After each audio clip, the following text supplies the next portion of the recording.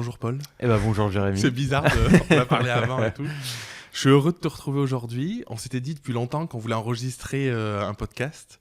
On ne sait pas encore exactement de quoi on va parler. On a eu des idées, mais je ne sais pas si on va en parler. Je ne sais pas si c'est politiquement correct. Peut-être pas. Comment tu vas ? Très bien, très bien.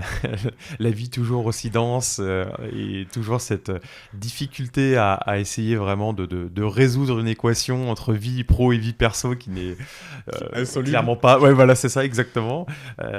Mais bon, voilà, ça fait partie de nos discussions, effectivement. Ouais, ça m'intéresse vachement. Je pense qu'on peut partir là-dessus parce que je pense que ça va parler à beaucoup de personnes. Je connais pas vraiment de contenu, tu vois. Il y a beaucoup de contenu entrepreneurial où tu as des types ou des nanas, peu importe, qui n'ont pas d'enfants, qui sont parfois célibataires, qui bossent 6 ou 7 jours sur 7, qui ont des business énormes, justement, et qui accomplissent plein de trucs.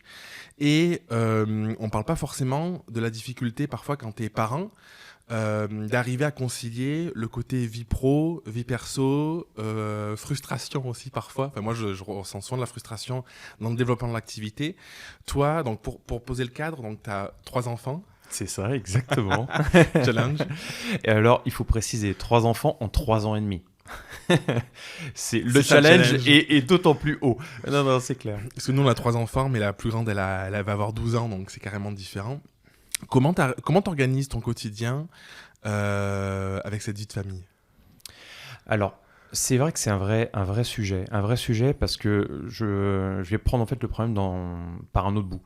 Un vrai sujet, j'entends souvent me dire, écoute Paul, j'aimerais me lancer, j'aimerais créer ma boîte, mais je pense que je vais attendre de me faire une propre expérience, d'avoir un background un peu plus justement, un peu plus dense et d'avoir plus de compétences pour pouvoir me lancer.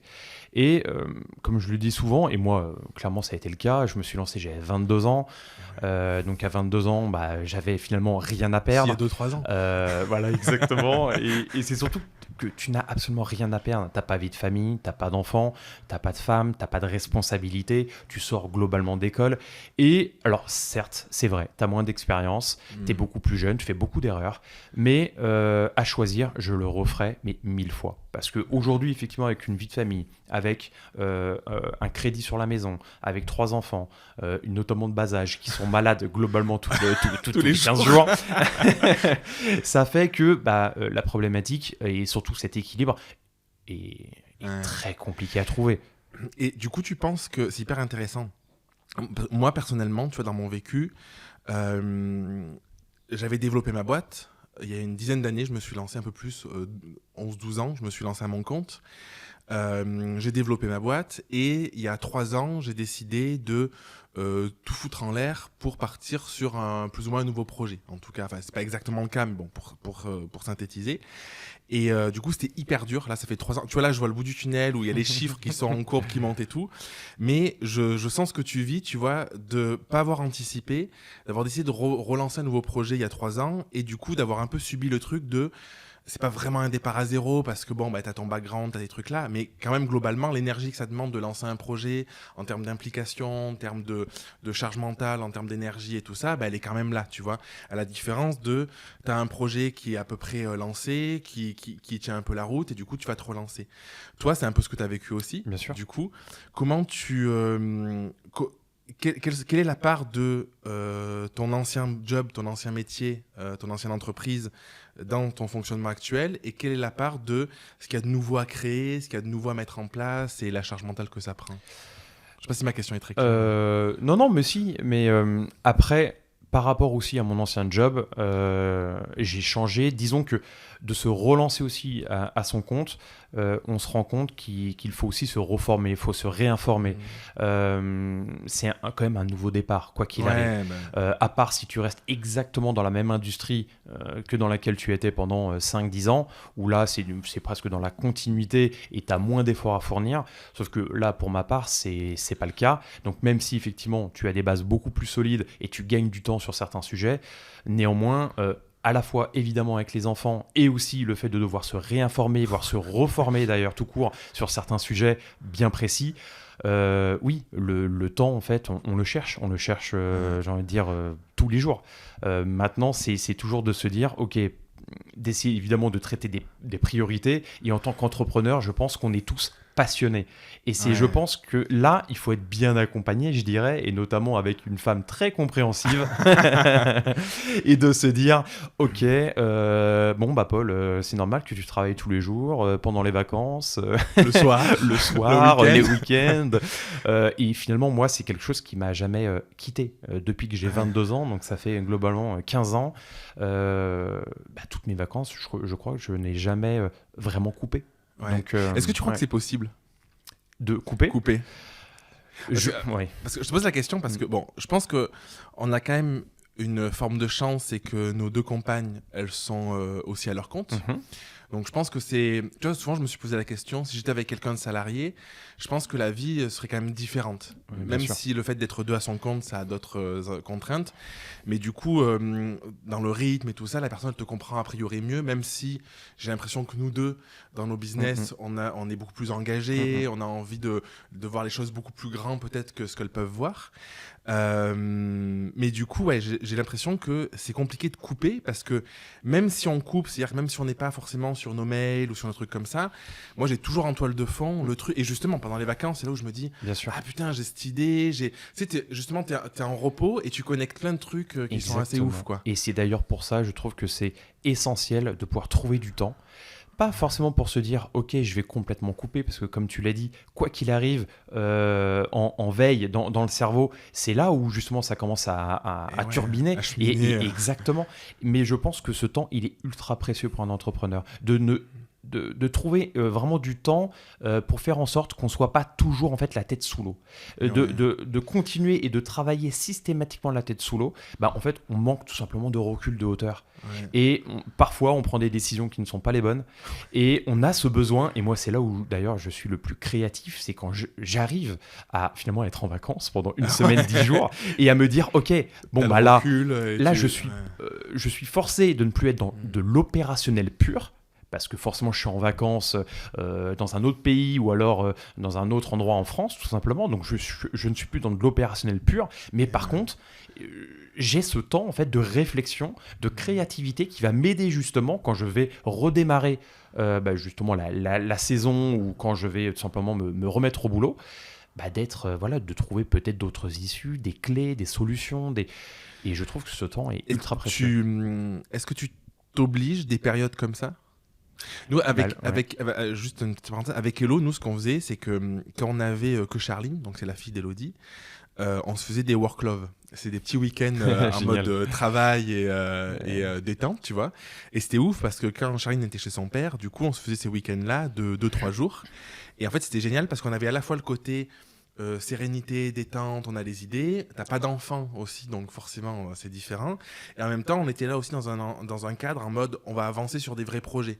Mais du coup, avancer sur des projets de fond, sur de la stratégie, sur l'idée, c'était génial. Et en vrai, là, depuis 4 ans qu'on a Raphaël et puis là, Elia qui a 2 ans, du coup, on n'en fait plus du tout, quoi. Et souvent, on se dit, ce serait génial qu'on arrive à se trouver des moments. En fait, aujourd'hui, on est plus dans la logique de se dire on va se trouver des moments à deux en amoureux que des moments en amoureux pour travailler. Mais du coup, est-ce que toi, tu t'imposes des moments off de temps en temps ? Est-ce que vous prenez des vacances que tous les deux ? Comment ça se passe ? Les dernières vacances, clairement, on a pris 4 jours. Ça faisait 4 ans que ça ne nous était pas arrivé finalement, sans enfants. Et on est effectivement parti 4 jours au Maroc. Néanmoins, non, je ne prends malheureusement pas assez de temps. Et il faut absolument que je le prenne. Et je me rends compte parce que pour plusieurs raisons. Pour avoir effectivement cette prise de hauteur, cette prise de recul, et aussi pour se reposer tout simplement. Parce que en fait, tu es dans de l'opérationnel, tu te reposes jamais et tu deviens beaucoup moins efficient. Et donc du coup tu t'essouffles et finalement tes journées deviennent beaucoup moins productives. Et je me rends compte, et le pire c'est que je le sais, et je l'ai vraiment identifié, mais c'est très très dur finalement de prendre ce temps-là, parce que moi je fais partie peut-être de ces personnes-là qui j'ai l'impression que quand je ne fais rien, tu perds du temps. C'est ça, je perds du temps, exactement, je perds du temps, je me sens mal à l'aise, je m'octroie même pas finalement dans une journée parfois 15 minutes pour regarder la télé, parce que dans ma tête je me dis mais qu'est-ce que tu es en train de faire en fait ? Prends ce temps-là pour essayer de bosser, alors que c'est un mauvais calcul, hein. Parfois, je le sais, c'est un mauvais calcul, un mauvais raisonnement, mais c'est très très compliqué en tant qu'entrepreneur, je trouve, de se dire, ok, il faut savoir prendre un break pour souffler et repartir. Ce qui est difficile, en fait, c'est que moi, j'ai le sentiment que, tu vois, il y a 4-5 ans, je prenais vachement plus de temps, tu vois, dans la journée, j'allais sur YouTube, machin et tout. Là, aujourd'hui, j'ai toujours en tête mon rythme, il est quand même globalement calé sur la famille, sur les enfants, tu vois. Et du coup, parfois, je traîne, je fais un truc, je fais une recherche, je tombe sur une vidéo, je commence à la lancer, c'est pas long, elle dure 15-20 minutes. Ouais. Et du coup, je me dis, attends, non, je coupe, je me force à couper, tu vois. Parfois, j'y arrive pas, mais souvent, j'y arrive, je le coupe, parce que je me dis, je sais que dans 3 heures, il faut être à la crèche, à l'école. Et du coup, en fait, j'ai cette pression de ce temps que je vais pas avoir pour faire les projets. Et je trouve que c'est ça qui est difficile, c'est que t'as pas la souplesse de te dire, allez, c'est bon, je me détends un quart d'heure, c'est pas grave. Alors après, c'est aussi une pression qu'on se met, tu vois, parce que je pense qu'on pourrait se dire, moi, je suis des entrepreneurs, tu vois, je les vois, ils se disent, je prends 1 heure tous les jours, le midi, je vais manger dehors, je vais courir et tout ça, tu vois, je me dis, c'est génial. Moi, je me dis, il faut que je fasse ça, impossible de le faire, j'arrive pas, parce que je me dis, mais en fait, cette heure-là, si je vais prendre du bon temps, alors c'est bien faire du sport et tout ça, prendre le temps de manger, je pense que ça peut être vraiment bien pour l'équilibre, mais j'ai du mal à enclencher le truc si je suis tout seul. Si y a quelqu'un d'autre, je le fais, mais si je suis tout seul, je me dis, attends, mais je pourrais faire cette vidéo, faire ce montage, faire cette publication, faire ce truc, et du coup je vois toujours le bénéfice business plus que le bénéfice de souffler à un moment, alors que je sais que c'est hyper important. Parce que c'est beaucoup plus immatériel aussi souvent. Parce Ouais, que tu te dis, ok, de se reposer, bon, ouais, très bien. Tu auras le temps de te reposer quand tu seras, je ne sais Mort. plus à l'heure, ou mort, voilà, exactement. Et donc, c'est totalement immatériel que quand, justement, tu es vraiment dans ton business, t'accomplis des choses en fait. Et t'accomplis, tu te dis, ok, bon, voilà, sur ce quart d'heure, sur cette heure-là, j'ai pu faire telle et telle chose. Il y a un côté qui est ultra gratifiant aussi. Que de se reposer, tu te fais, bon, ok, super, je suis très content, je me suis reposé pendant 1 heure. Ouais, t'as raison, Mais bon, finalement, et c'est vrai que c'est beaucoup moins palpable. Et je suis persuadé aujourd'hui qu'on a tort. Et je suis persuadé qu'on a tort. Mais c'est très dur. Est-ce que tu arrives à écouter un petit peu les signaux de ton corps, tout ça? J'essaye de plus en plus d'être vraiment attentif vraiment à ça, mais c'est notamment Alexia, donc du coup ma femme qui arrive, et heureusement, à me dire la stop. Parce qu'effectivement, dans mon premier job, à un moment donné, je suis allé beaucoup trop loin. Je traitais des emails jusqu'à 1h, 1h30 du matin. Je faisais parfois des nuits blanches pour monter tel magasin, bref. Et c'est vrai que j'étais vraiment arrivé à un point de non-retour presque. Ouais. Donc, et le pire, c'est que je ne m'en rendais pas compte. Parce qu'en tant que passionné, je continuais à bosser, sans m'en rendre compte. Je rentrais chez moi, je faisais des malaises vagos, mais c'est pas grave, je ne m'en rendais pas compte. Pour moi, c'était juste normal. Je me disais, oui, bon, allez, je suis un peu fatigué. Mais voilà. Et heureusement qu'il y a eu Alexia pour me dire, non mais là, c'est pas normal. Réorganise-toi, prends-toi plus de temps. Et heureusement. En fait, c'est hyper chaud, je trouve, parce que tu vois, moi j'ai un copain photographe, il a fait une dépression. Et en fait, il s'en est pas rendu compte, tu vois. Et il était en burn-out total, mais en fait, il était en mode roue libre. Et du coup, en fait, il bossait comme un taré et tout ça. Pour lui, ça allait, tu vois. Il se sentait fatigué, mais ça allait, jusqu'au point de non-retour où un matin, il a pu se lever, tu vois. Ouais, c'est terrible. En fait, le truc, c'est qu'il était en sur-régime complet pendant peut-être des mois, je sais pas combien de temps ça a duré. Et en fait, c'est ce truc que tu dis, c'est qu'il s'est même pas rendu compte de ça, parce que il bossait, il était productif, il passait beaucoup de temps. Alors, sûrement qu'il passait beaucoup de temps à faire des trucs pas productifs parce qu'il y avait la fatigue et tout ça, mais sur le papier, il avait du CA, du chiffre et Bien tout, sûr. jusqu'au moment où, bim, la vie, elle lui dit arrête. Et il a mis, je crois, 2 mois à s'en remettre, tu vois. Et pendant 2 mois, zéro, aucun CA, rien, il bossait plus. Et je me dis, le revers, le retour du bâton, il est énorme, quoi. Et encore, je trouve que 2 mois, il s'en est bien sorti. Après, là, maintenant, il est en mode... il remonte la pente en mode plus light, mais pendant 2 mois, zéro. Et au bout de 2 mois, il a pu commencer à se dire, je vais recommencer à faire des trucs. Mais oui. Non, mais c'est vrai que c'est pas le plus long non plus. Non, mais clairement. Et à ça, on rajoute effectivement les enfants qui te rajoutent obligatoirement de la fatigue, obligatoirement une charge mentale. Donc du coup, ça se rajoute. Et encore une fois, cet équilibre-là, parfois, est très très dur à trouver. Et moi-même, enfin, je ne l'ai pas encore trouvé d'ailleurs. Je ne l'ai pas encore trouvé. Et on sait qu'en plus, c'est des années précieuses avec les enfants. Ils grandissent vite. Mais à la fois, encore une fois, il y a cette passion. Il y a cette passion et on a de la chance finalement. On a de la chance de se lever le matin, d'avoir cette flamme, cette passion, de se dire on n'est pas à la mine. Ouais, non, mais c'est ouf. On n'est pas à la mine. Et donc du coup, on a cette chance-là. Mais à la fois, c'est une chance, mais aussi, parfois, ça peut être aussi un handicap, parce que la vie pro nous bouffe complètement et empiète clairement sur le perso. Tu sais, moi, j'ai toujours l'image de mon grand-père. Il a commencé à travailler à 13 ans dans les champs. Il est décédé. Hein. Il est décédé à 98 ans, donc il a une vie hyper longue. Et je pense les 10-15 dernières années de sa vie, il m'a toujours dit, en fait, je peux partir n'importe quand parce que j'ai une belle vie, tu vois. Et je me dis, putain, c'est magnifique, ouf, tu vois. Ouais. Ah, c'est franchement... Et donc lui, il était à son compte aussi. Il avait un petit commerce avec ma grand-mère. Il vendait un peu traiteur, épicerie, machin et tout, un peu boucherie, trucs comme ça. Et du coup, il a toujours eu ce truc de... je sais pas comment dire... il travaillait, il a beaucoup bossé, c'est une autre époque aussi, il a vraiment beaucoup bossé, mais il arrivait toujours à avoir un petit peu, j'ai ce sentiment de recul, de temps off, le week-end, en famille et tout, et surtout il a eu une belle retraite, tu vois, je crois qu'il a passé plus de temps à la retraite qu'à bosser. Ouais, magnifique. Donc bon, c'était une autre époque. C'est clair, ce sera pas la nôtre. Hein. On fera un short pour... et du coup, il avait ce truc-là, je trouve, qui est fascinant de... une valeur travail qui est différente de la nôtre. C'est-à-dire que nous, aujourd'hui, avec toutes les technologies et tout, c'est jamais fini, en fait. On est dans la surproduction tout le temps. Tu vois, toi, tu fais beaucoup de SEO pour... on va en parler peut-être après de tes business pour Voiture Passion et tout. En fait, du SEO, tu pourrais en faire 10 heures par jour, tu vois. En fait, c'est infini. Lui, l'épicerie... en fait, il faisait ses trucs à vendre le matin ou la veille, hop, c'était vendu, le soir il allait se coucher, et puis c'était calé comme ça, tu vois. Et j'ai l'impression que nous, on est dans un mode où, en fait, comme il n'y a pas de limite dans les business qu'on a choisis en termes de développement, en termes de chiffre d'affaires, en termes d'environnement, du coup, c'est dur de se restreindre, et en même temps, on n'a pas la même vie. Parce que ma grand-mère, elle aidait, mais elle s'occupait aussi vachement des enfants. Il y avait un système familial où les voisins, les amis s'occupaient des plus jeunes, des plus vieux et tout, alors qu'aujourd'hui, tu as le schéma classique, c'est 2 parents qui s'occupent de leurs enfants s'il y en a. Et du coup, en fait, tu dois bosser encore plus qu'avant, j'ai l'impression, parce que tu as plus d'ambition et le monde est puis c'est comme plus ça. concurrentiel aussi. Plus concurrentiel et tout. Et en même temps, tu as beaucoup moins de place pour le faire. Et mais c'est exactement ça. Et c'est clairement, j'ai le même ressenti. Il faut aujourd'hui, je pense, alors j'ai pas de stats particulières, néanmoins c'est mon ressenti de dire que effectivement en 2023 et 2024, je pense que ce sera encore pire, il faut fournir 2, 3, 4 fois plus d'énergie pour gagner globalement ou avoir le même niveau de vie que dans les années peut-être 70-80. Parce qu'effectivement, c'est plus concurrentiel, la mondialisation, Internet, le digital a fait qu'aujourd'hui, on n'a plus une concurrence locale ni nationale, mais à minima européenne sur tout ce qu'on fait. Et je pense qu'on a tous aussi envie de réussir, d'aller de l'avant, et on n'est pas seul.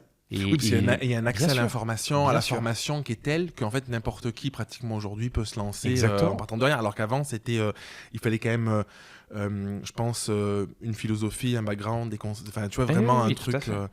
Et est-ce que tu as des hacks un petit peu d'organisation ou de productivité, tu vois, pour arriver dans le temps imparti à te dire... Ça, c'est le truc qui sera le plus efficace pour moi ou pour mon business, et justement pas trop t'éparpiller ou gérer ton temps comme tu peux au mieux, quoi. Je pense que la chose me concernant qui est la plus efficace, c'est que dans une journée, clairement, que ce soit moi ou n'importe qui, on ne peut pas être productif d'une manière linéaire. Malheureusement. Voilà, malheureusement, ouais. Malheureusement. Et je pense que, d'ailleurs, on le sait tout à chacun, il y en a qui sont beaucoup plus matinaux que d'autres, qui aiment bosser tôt, ou, à contrario, pas plus tard qu'hier, je discutais aussi avec un autre entrepreneur et il me disait « Moi, Paul, avant 10h30, tu ne tireras rien de moi. Je ne pourrai rien faire. Moi, je commence à devenir productif, globalement, après le déjeuner, à 13h30. Par contre, lui, il peut se coucher très, très tard. Et je pense que moi, en tout cas, j'ai essayé de faire cet effort-là, c'est identifier justement quel est le créneau dans une journée où tu vas être le plus productif. Toi, c'est plutôt le matin. Et moi, c'est clairement le matin. Clairement le matin. Alors, ça tombe bien avec les enfants, tu me diras. Ouais, mais c'est clairement le matin. Moi, de 8h jusqu'à globalement 14h. Donc, j'ai cette plage horaire-là où j'ai l'impression de pouvoir soulever des montagnes. Et je fais énormément de choses. Par contre, de 14h jusqu'à 17h, voire 18h, je suis beaucoup plus en dedans. Et là, c'est beaucoup plus difficile. Et je redémarre, je peux avoir après un second souffle, je dirais, plutôt beaucoup plus tard, à partir de 20h, 21h. Sauf que bon, là, le souci, effectivement, j'ai les enfants, ils se réveillent la nuit. Donc là, voilà, exactement. Et là, et là, ce temps-là, en fait, je le consacre plus pour bosser, mais pour me reposer, parce que sinon, en plus, si je dois me lever 2-3 fois dans la nuit, alors là, je disparais. C'est quand même, franchement, tu vois, ça me fait du bien d'entendre ça parce que j'ai le même rythme que toi.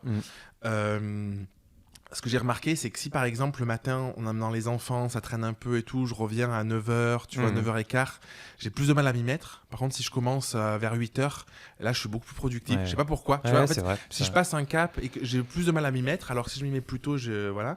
L'après-midi, globalement, je suis plutôt bon à rien, tu vois. Et par contre, le soir, je suis efficace. Et ça me fait du bien de t'entendre parce que là, les enfants ont grandi. Tu vois, Elia, elle a presque 2 ans et demi. Et en fait, nous, il n'y a plus de réveil la nuit.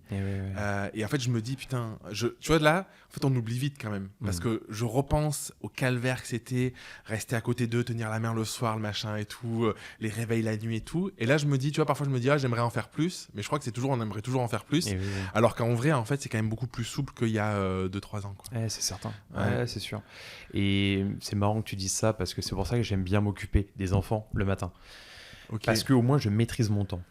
Ah, et tu sais qu'une fois qu'ils sont déposés, ils sont déposés. Exactement. Et je sais que je suis le seul maître en fait, finalement, de mon planning, excuse-moi, et du timing que je vais prendre finalement pour me dire, ok, il faut que je prépare les enfants, que je les amène à la crèche et à l'école. Et je sais que si c'est moi qui m'en occupe, eh ben, je suis en pleine maîtrise. Que si c'est Alexia ou quelqu'un d'autre, peu importe, là non, parce que je suis dépendant de quelqu'un d'autre. Et du coup, je vais souvent arriver dans un faux rythme, à me dire ok, si ça traîne un peu le matin, moi je vais être là, je vais faire ok, moi j'aimerais commencer déjà à bosser à 8h30, imaginons.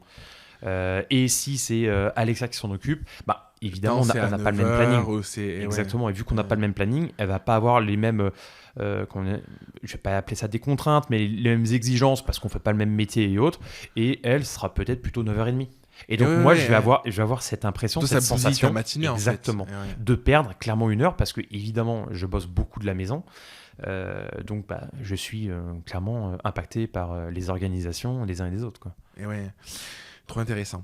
J'aimerais bien que tu me parles de voiture passion. Peut-être qu'avant on peut faire un petit fil rouge, un petit historique de ce que tu faisais avant, en 2-3 mots.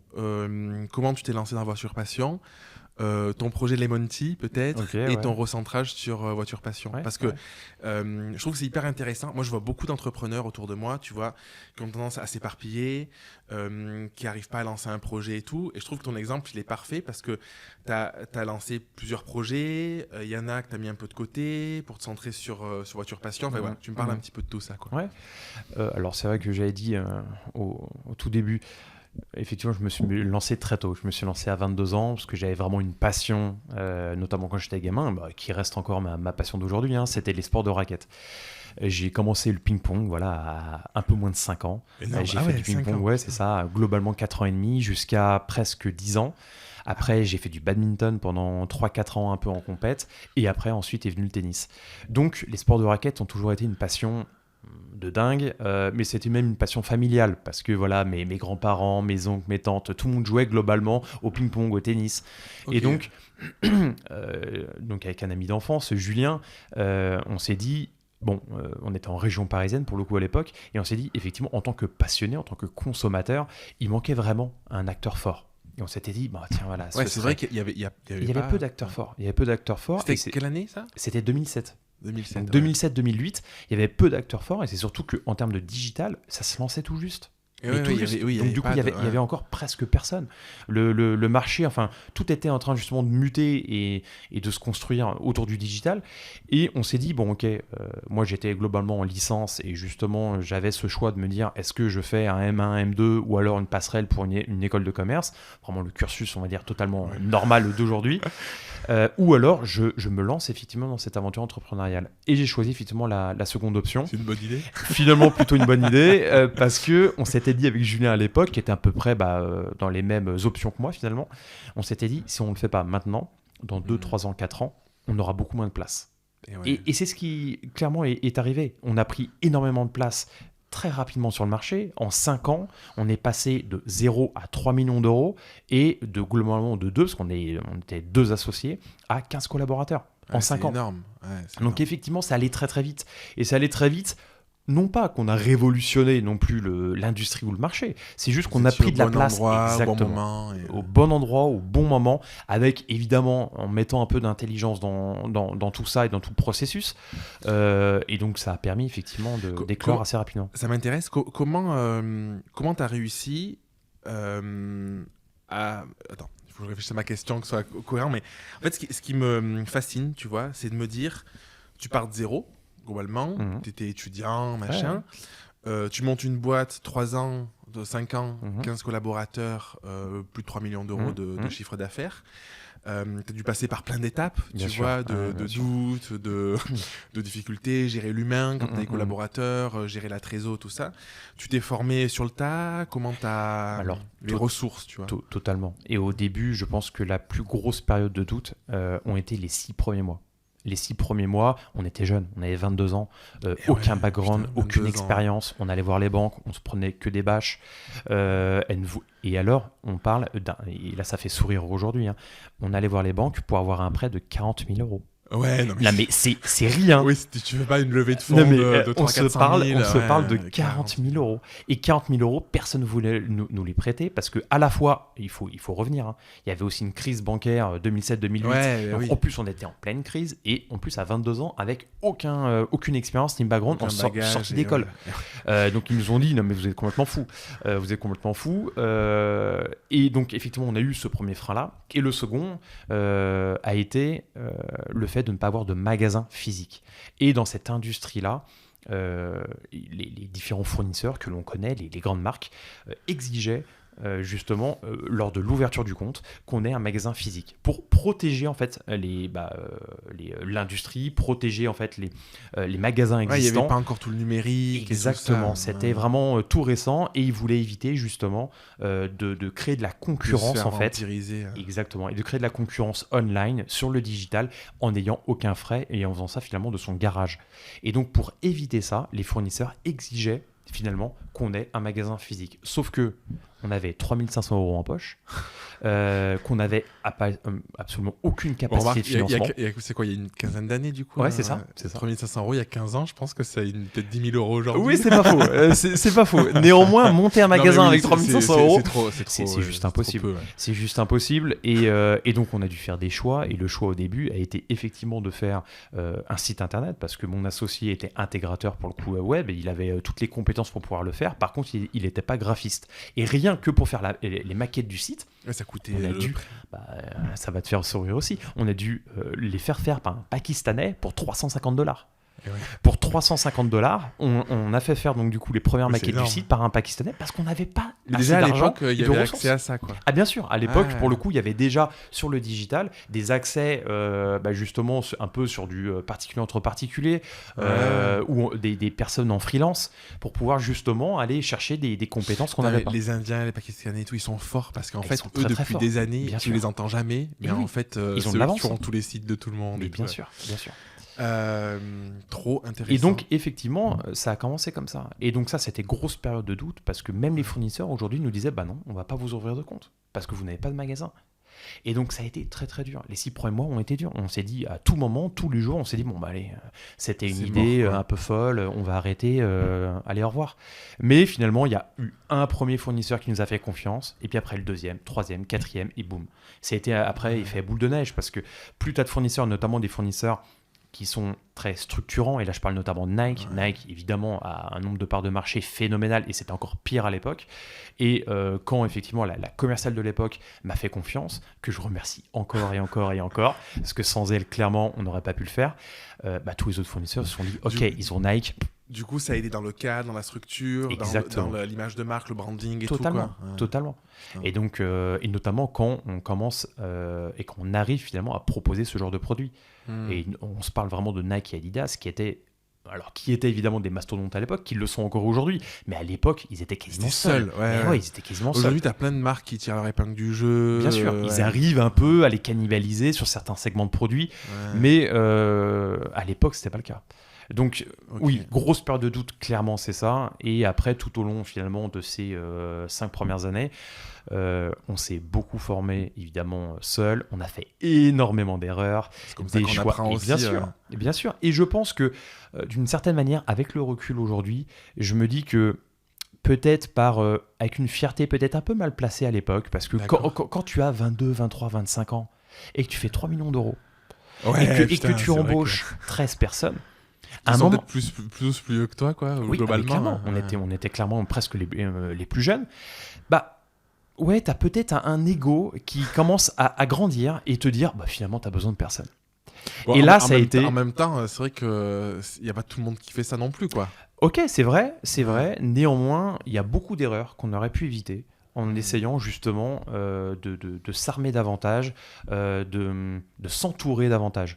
Parce que, comme je dis souvent, ce qu'il y a de plus compliqué chez un entrepreneur, c'est d'être bon partout. Et je connais personne Non, qui est bon mais partout. ouais. Parce qu'au-delà d'être bon, on a des sensibilités. Moi, par exemple, tu me parles de logistique, bah, ça me touche un peu moins, j'ai un peu plus de mal en fait, à m'intéresser, notamment à de la logistique. Moi, j'étais beaucoup sur du retail, sur de l'omnicanalité, sur du web to store, ce qu'on appelle aujourd'hui. Et c'est ça qui m'animait. Mais de te dire, bon bah Paul, il faut aussi que tu t'intéresses finalement au compte de résultats et à la logistique. Je fais bon, ok, moins d'accord, sexy, quoi. c'est tout de suite moins sexy. Il y en a, Ouais. ils sont passionnés Ouais. de ça. Moi, c'était pas le cas. Donc du coup, par rapport à ça, bah forcément, t'y prêtes moins d'attention, t'es moins sensible à ça et tu fais des erreurs. Et voilà, il y avait peut-être cet excès de confiance qu'on a eu. Et là, je parle à titre vraiment totalement personnel, Ouais. où bah, il y a eu pas mal d'erreurs et bien s'entourer, c'est la base. Je trouve que c'est pas évident parce que tu vois, moi j'ai des programmes aujourd'hui en ligne pour les entrepreneurs, j'ai des formations, je fais du coaching. Et en fait, le truc, c'est que ça, tu le sais. Tu vois, et du coup, avec le recul, bah, aujourd'hui, tu vois, pas plus tard qu'hier, il y a un gars qui me contacte sur Instagram, et là, on s'est mis à bosser ensemble, qui me fait mes miniatures sur YouTube. Et ça faisait peut-être 2 mois, 2-3 mois, je me disais, putain, les miniatures, elles sont pas ouf, je suis pas graphiste, je les fais comme ça et tout. Et je vois, bon, signe de l'univers, ça vient, tu vois. Donc, je sais que j'ai le truc où j'avais commencé à chercher, mais j'avais pas pris le temps.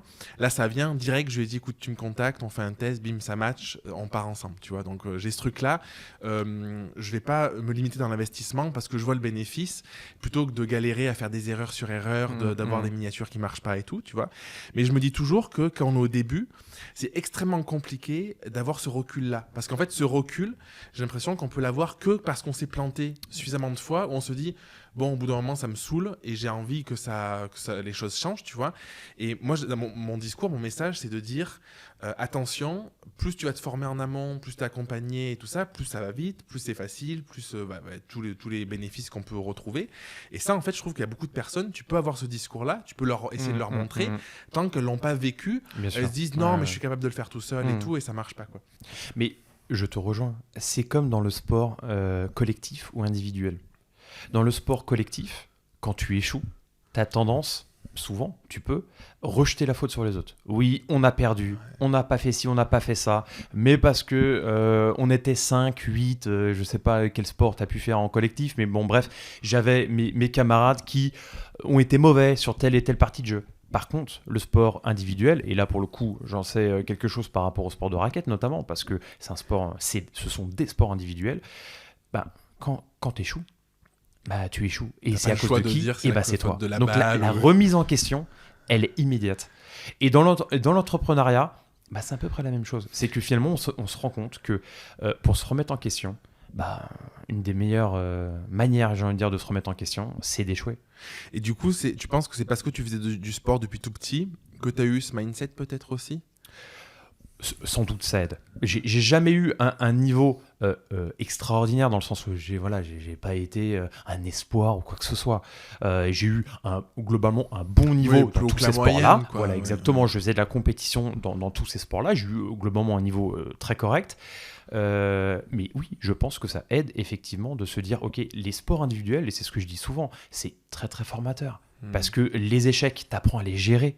T'apprends à gérer tes émotions, t'apprends à gérer les échecs comme les réussites.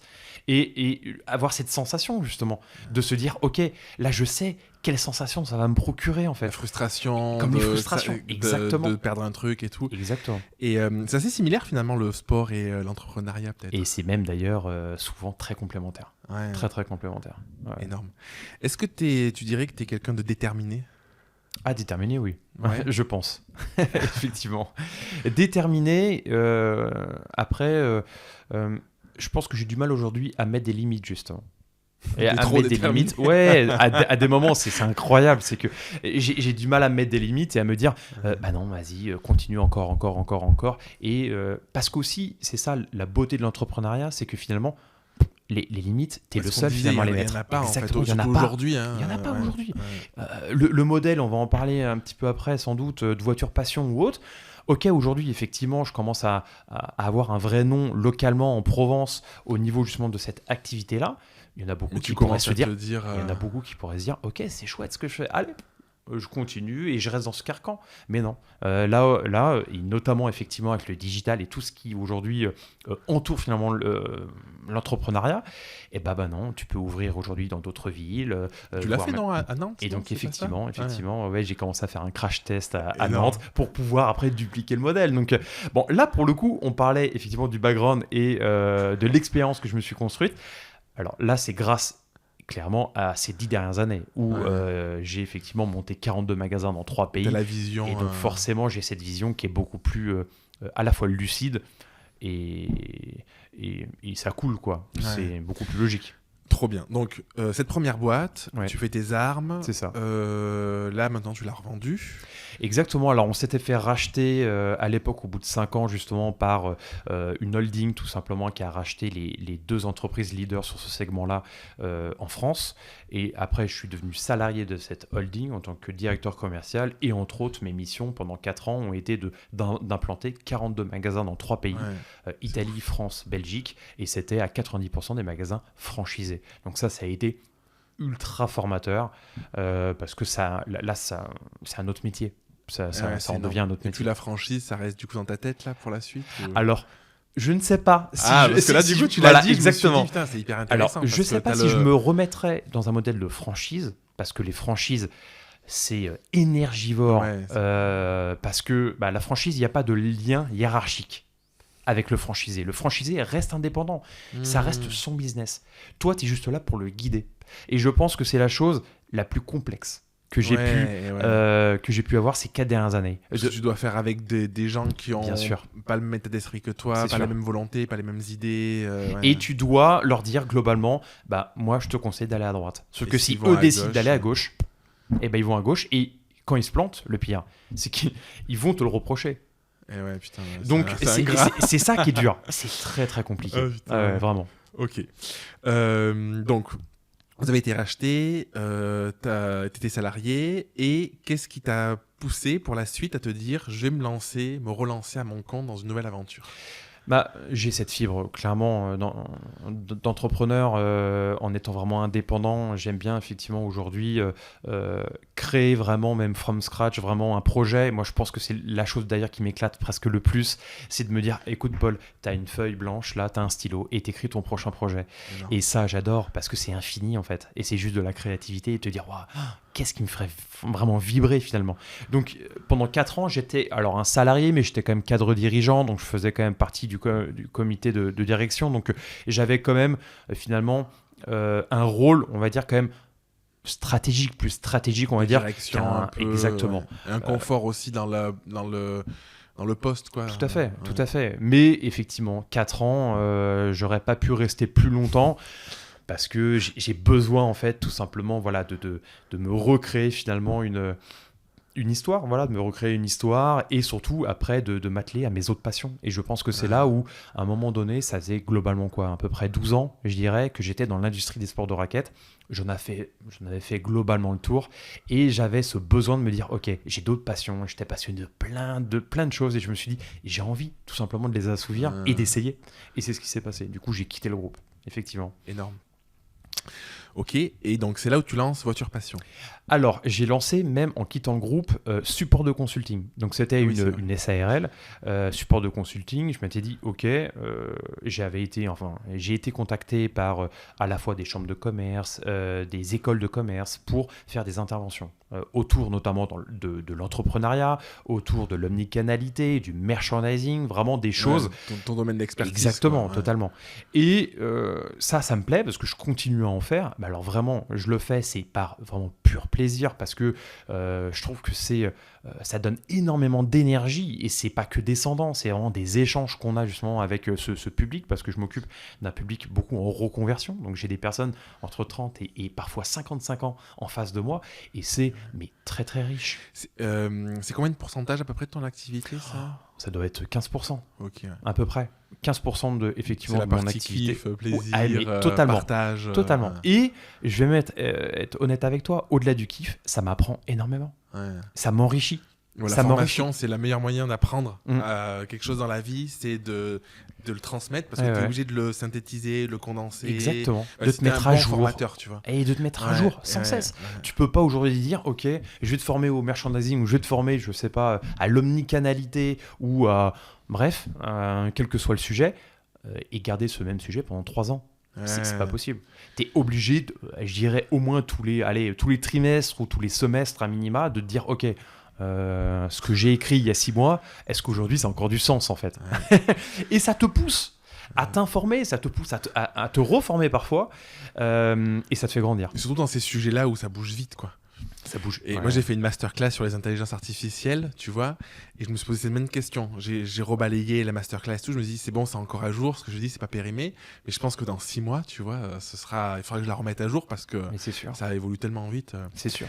Donc, tu t'es lancé en parallèle, trop bien. Et donc, support consulting. Et ensuite. Exactement. Et dans support de consulting, du coup, donc c'est effectivement une SARL, j'ai implanté donc du coup Voiture Passion. Voiture Passion, qui est une société de location de voitures de collection des années 50, 60, 70, donc uniquement sur ces 30 années-là, qui pour moi d'ailleurs d'une manière totalement subjective sont les plus belles années de l'automobile, voilà, pour voilà faire de l'event autour, donc que ce soit pour une escapade, un mariage, shooting, team building, et en tout cas à l'époque, c'était uniquement en Provence.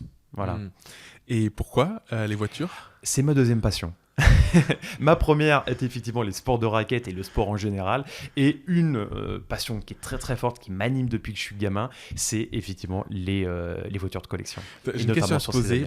Il y a beaucoup de personnes, j'entends souvent, qui disent ne choisis pas une passion comme métier. Parce qu'ils disent il peut y avoir un fossé entre ta passion et la réalité du terrain une fois que tu le monétises. Il peut y avoir des challenges émotionnels, comme c'est une passion, justement, de ne pas avoir le bon fit après et tout ça sur un plan entrepreneurial. C'est quoi ta vision de ça? Comment tu... Ça dépend comment tu l'abordes en fait. Ça dépend comment tu l'abordes. Parce qu'après, je suis d'accord. Une passion, de le monétiser, ça peut t'en dégoûter aussi. Ouais, ça c'est peut ça, t'en c'est dégoûter. dans ce sens-là où effectivement, tu peux en tu faire fais un le truc rejet. par plaisir, c'est chouette, et d'un coup là ça te dégoûte parce que les contraintes ont rien à voir, quoi. Exactement. Et puis après, tu peux avoir un vrai rejet. Et du coup, c'est contre-productif parce que finalement, c'était ta passion à la base. Et en fait, finalement, après, ça devient un fardeau. Parce que du coup, tu as un rejet, parce que le monétiser, bah, effectivement, tu le vois d'une manière complètement différente. Je suis d'accord. Après, ça dépend vraiment en fait comment tu l'abordes. Moi, je ne l'ai pas abordé de cette manière-là. Et souvent, on me dit effectivement, le but dans tout ce que j'ai pu entreprendre n'a jamais été de faire de l'argent. Faire de l'argent a toujours été finalement une conséquence. C'est comme ça que ça marche souvent. Et c'est souvent, et c'est vrai, moi je l'ai souvent entendu et ça faisait tellement écho finalement à ce que j'ai pu vivre depuis que je me suis lancé, depuis que j'ai 22 ans. Moi, je comprends la philosophie, tu vois, et moi, je suis comme toi, je suis pas vraiment d'accord avec le principe, parce que je pense que tu peux te dire, allez, je monte un business et voir que le côté rentabilité, business, tout ça. Je pense qu'il faut avoir le caractère pour être prêt à faire un truc qui te fait pas forcément vibrer ou quoi, tu vois. Alors qu'à l'inverse, quand tu pars d'une passion, bah, tu pars un truc que tu aimes déjà, donc j'ai l'impression que 50% du chemin, il est fait. Ouais, c'est vrai. Tu te dis, je vais me lever tous les matins en faisant un truc que j'aime. Si tu as cette conscience que ça demande d'ajouter une partie business et qu'il va y avoir des contraintes que tu n'avais pas et tout, je pense que c'est le bon deal, tu vois. Et j'ai écouté un podcast il y a quelques mois et le gars, c'était hyper intéressant. Il disait, il s'est lancé par passion dans un truc. Sa boîte, elle a grossi. Il avait, pareil, il faisait 4-5 millions, une vingtaine de collaborateurs. Et en fait, il s'est rendu compte qu'il passait son temps, ses journées, à faire une seule chose, l'administratif, la gestion de l'humain, un peu de stratégie, mais pas vraiment, parce qu'il avait délégué, tu vois, plus du tout d'opérationnel et tout. Et il s'est dit, en fait, je me suis pas lancé pour ça. En fait, ça lui manquait énormément le côté, la passion de son activité de base, parce qu'en fait, il avait que des contraintes entrepreneuriales. Alors, il gagnait très bien sa vie, tout ça, mais il avait moins de sens, tu vois. Et je trouve que c'est intéressant parce que je pense qu'il faut être conscient de ça, de qu'est-ce que tu veux, où tu veux aller, est-ce que tu es prêt à aller vers un côté plus gestionnaire finalement, est-ce que tu veux garder une part. Moi, c'est une question, tu vois, que je me pose en ce moment beaucoup, parce que j'ai eu quelqu'un pendant 8 mois qui a bossé avec moi, on est 2 avec Hello aussi à bosser ensemble, j'ai des freelances avec qui je bosse, tu vois. Pendant longtemps, je me suis dit, je veux monter une grosse boîte. Alors quand je dis une grosse boîte, tu vois, peut-être une dizaine d'employés, tout ça. Aujourd'hui, je me questionne vraiment parce que je me dis, j'ai pas envie de passer mon temps à gérer des gens, à gérer, tu vois, la personne que j'ai eue, bah, du coup, il a eu une rupture amoureuse, bah, pendant 2 mois, il était à 0 au fond du gouffre, tu vois. Et en fait, bah, moi, je préfère être seul, peut-être être moins ambitieux et gérer mon truc, ou alors en tout cas être ambitieux avec des freelances, parce que je trouve que quand tu as des freelances, le deal, il n'est pas pareil, c'est donnant-donnant. Tu vois, si tu fais de la merde, le gars, il se barre. S'il n'est pas bon, tu lui dis au revoir aussi. Et je trouve qu'il y a un côté, un équilibre qui est beaucoup plus sain, en fait. Parce que c'est pas le côté, tu parlais de côté un peu victime et tout, où tu es là, tu sais que tu as ton salaire qui tombe, et c'est dur de trouver des gens qui sont engagés, je trouve, aujourd'hui, tu vois. Donc voilà, bon, pour parler de tout ça... Ça fait tellement écho ce que tu viens de dire. Non mais c'est terrible. Parce que j'ai quitté, entre autres aussi, le groupe dans lequel j'étais avant, parce que j'en étais arrivé exactement à ce point-là. Je gérais 42 indépendants, 42 chefs d'entreprise, plus effectivement des collaborateurs qui faisaient partie de mon service, qui faisaient partie des magasins, pour le coup pas franchisés mais intégrés, donc c'était nos salariés. Donc je gérais énormément d'humains et malheureusement, moi ça ne me convenait absolument plus, que je ne gérais finalement que des litiges, que des conflits, des litiges, des ambitions des uns, des autres, des sensibilités différentes, tout le côté finalement managérial où je m'y retrouvais absolument plus, parce que je n'avais plus cet aspect finalement, comme tu le disais juste avant, d'opérationnel, de stratégique, de développement d'entreprise. Moi aujourd'hui, alors après chacun effectivement met son curseur, mais moi mon curseur aujourd'hui, quand je ne touche plus l'opérationnel et quand je ne touche plus finalement le développement, je dirais, commercial vraiment de la boîte, avec définir les grandes stratégies, les grands axes stratégiques de la boîte, moi là ça a été finalement un point de non-retour, et je me suis dit, je me levais le matin, à la fin j'avais plus cette flamme et je n'avais plus envie, et à un moment, parce que je savais que j'allais traiter toute la journée des emails, des appels téléphoniques pour, encore une fois, régler des soucis, des litiges, des gens pas contents, bref. C'est pas pourquoi tu avais signé. Et non, clairement pas. Et à chaque fois que j'en parle à des entrepreneurs, des chefs d'entreprise qui gèrent de l'humain, mais je pense qu'on est tous d'accord. On est tous d'accord à se dire, gérer de l'humain, c'est peut-être la chose la plus complexe et le challenge le plus grand pour un entrepreneur. Et peut-être aussi, pour le coup, en France, parce qu'il ne faut pas se mentir et se raconter d'histoire, en France, le salarié a un statut quand même particulier. Et on n'a pas cette flexibilité au niveau du travail qui permettrait, comme un freelance, comme tu l'as dit, de se dire, ok, avec ce salarié-là, malheureusement, on ne se rejoint plus par rapport à une vision, par rapport à des valeurs, et donc, ok, on va se séparer à l'amiable. En France, ça n'existe pas. L'amiable n'existe pas en France. Je pense que c'est en train de changer. Oui. Parce que du coup, ce qui fait que ça change, c'est pas l'État. C'est que du coup, il y a de plus en plus de personnes qui ont envie d'avoir du sens dans leur vie et qui se mettent à leur compte. Exactement. Et du coup, forcément, je pense que dans l'avenir, ce sera plus facile de trouver un freelance compétent pour toutes les raisons qu'on a évoquées qu'un salarié. Après, je veux pas dire qu'il n'y a pas de salarié compétent, parce que j'ai des personnes qui ont des boîtes et qui ont trouvé des perles et tout. Mais je pense que avec le caractère peut-être qu'on peut avoir certaines fois, un peu de victime et tout, en fait c'est beaucoup plus difficile de l'avoir quand tu es à ton compte, quand tu as des comptes à rendre, quand tu dois fournir un travail à l'heure et tout, parce que sinon on te dit au revoir que quand tu as moins de pression, quoi. Bien sûr. Donc je pense que ça change, mais effectivement moi je ressens vraiment la même chose, quoi. Et c'est d'ailleurs pour ça qu'aujourd'hui, malheureusement, même si, et d'ailleurs j'en suis à un point, effectivement, avec Voiture Passion, où là, j'aurais besoin effectivement d'une aide, d'une embauche ou autre, là j'en suis exactement à cette réflexion-là. Je prendrai la carte freelance. Et ouais. Clairement. Et voilà, j'ai te posé cette question de... donc aujourd'hui, ta Voiture Passion, tu es en solo dessus. Exactement. Ça demande quand même beaucoup d'investissement, de temps, d'énergie. Tu as fait un gros travail de SEO. Tu t'es perfectionné au SEO pour te référencer et tout ça. Donc ça marche quand même globalement bien. Bien sûr. Comme tu l'as dit, avec les entreprises, les particuliers, les mariages et tout. C'est quoi ta vision du développement, où tu te vois, à horizon peut-être 3-4 ans?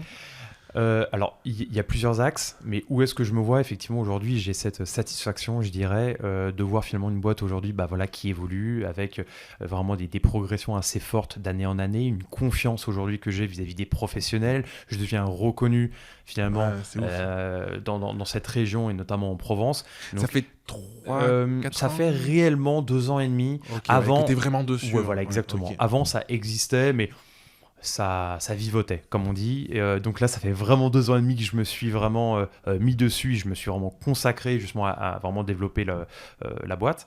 Et donc ça, c'est le côté vraiment très satisfaisant. Mais j'arrive aujourd'hui à un point où là, je vais avoir besoin effectivement d'une aide parce que seul, à un moment donné, forcément, tu ne peux pas tout accomplir. Il y a énormément de choses à faire. Il faut que tu priorises. Et pour aller plus vite, évidemment, il faut être quand même plusieurs. Et à seul, souvent, il y en a qui disent tu vas plus vite parce que justement, les décisions, tu les prends seul. Ok, mais t'as que 2 bras. Donc, Ouais, et puis parfois, moi, je me dis toujours dans quelle mesure le fait d'être avec une autre personne t'aide à prendre des décisions aussi. Parce que, en fait, bien sûr. moi, je l'ai vu, tu vois, quand j'ai eu un apprenti là pendant presque un an. Ben, le truc, en fait, tu te dis, il faut qu'il bosse, il faut qu'il ait du boulot. Soit si t'es tout seul, tu te dis, bon, c'est plus cool, là, il faut le payer, il faut qu'il ait un truc à faire. Donc la décision, au lieu de mettre 2 jours à la prendre, tu la prends en 2 heures. Tu vois. Ouais. Et du coup, tu vois, ça m'a vraiment, j'ai vu le bénéfice. J'ai toujours eu des freelances depuis 4 ans, 4-5 ans avec qui je bosse, tu vois. Mais d'avoir quelqu'un en physique tout le temps, enfin, il n'était pas tout le temps en physique, mais il était en remote, mais le fait d'avoir quelqu'un tout le temps présent avec toi, ça te pousse à prendre des décisions rapides, tu vois. C'est vrai. Mais voilà, sur cet aspect-là. Ouais, c'est vrai. C'est vrai. Et pour revenir du coup à ta question, effectivement, aujourd'hui, là, j'ai ouvert à Nantes. Donc, du coup, c'est une autre agence où là, effectivement, c'est un peu un crash test avec un modèle exporté, on va dire, dans une autre région, une autre ville. Et après, j'ai effectivement comme ambition d'ouvrir dans les grandes villes, et notamment Lyon et Bordeaux, qui sont, on va dire, dans la moitié sud, globalement, avec une forte demande et potentiellement, justement, déjà des personnes de confiance à qui je pourrais... Oui, parce que j'allais te dire, parce que toi, tu as la contrainte physique. Ou du coup, tu vois, moi, mes business, des business en ligne, et du coup, j'ai pas de contrainte physique en fait. Tu as la contrainte physique de quelqu'un qui veut louer une voiture pour 3 jours à Paris.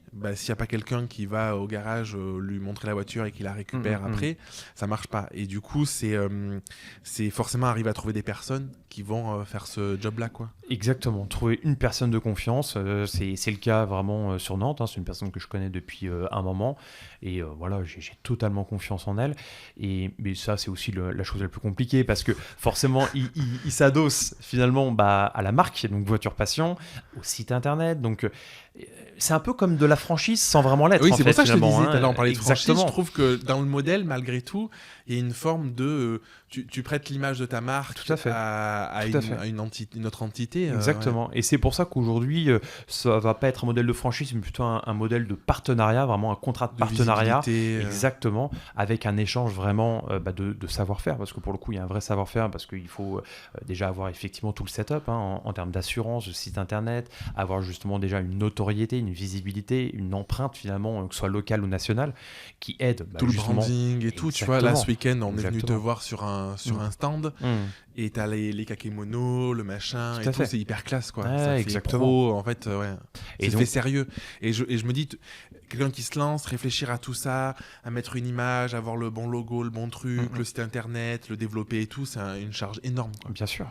Et là, je fais gagner du temps, clairement, à ces différentes personnes, sur tous ces aspects-là. Et notamment aussi, c'est un paraît bête, mais quel véhicule choisir ?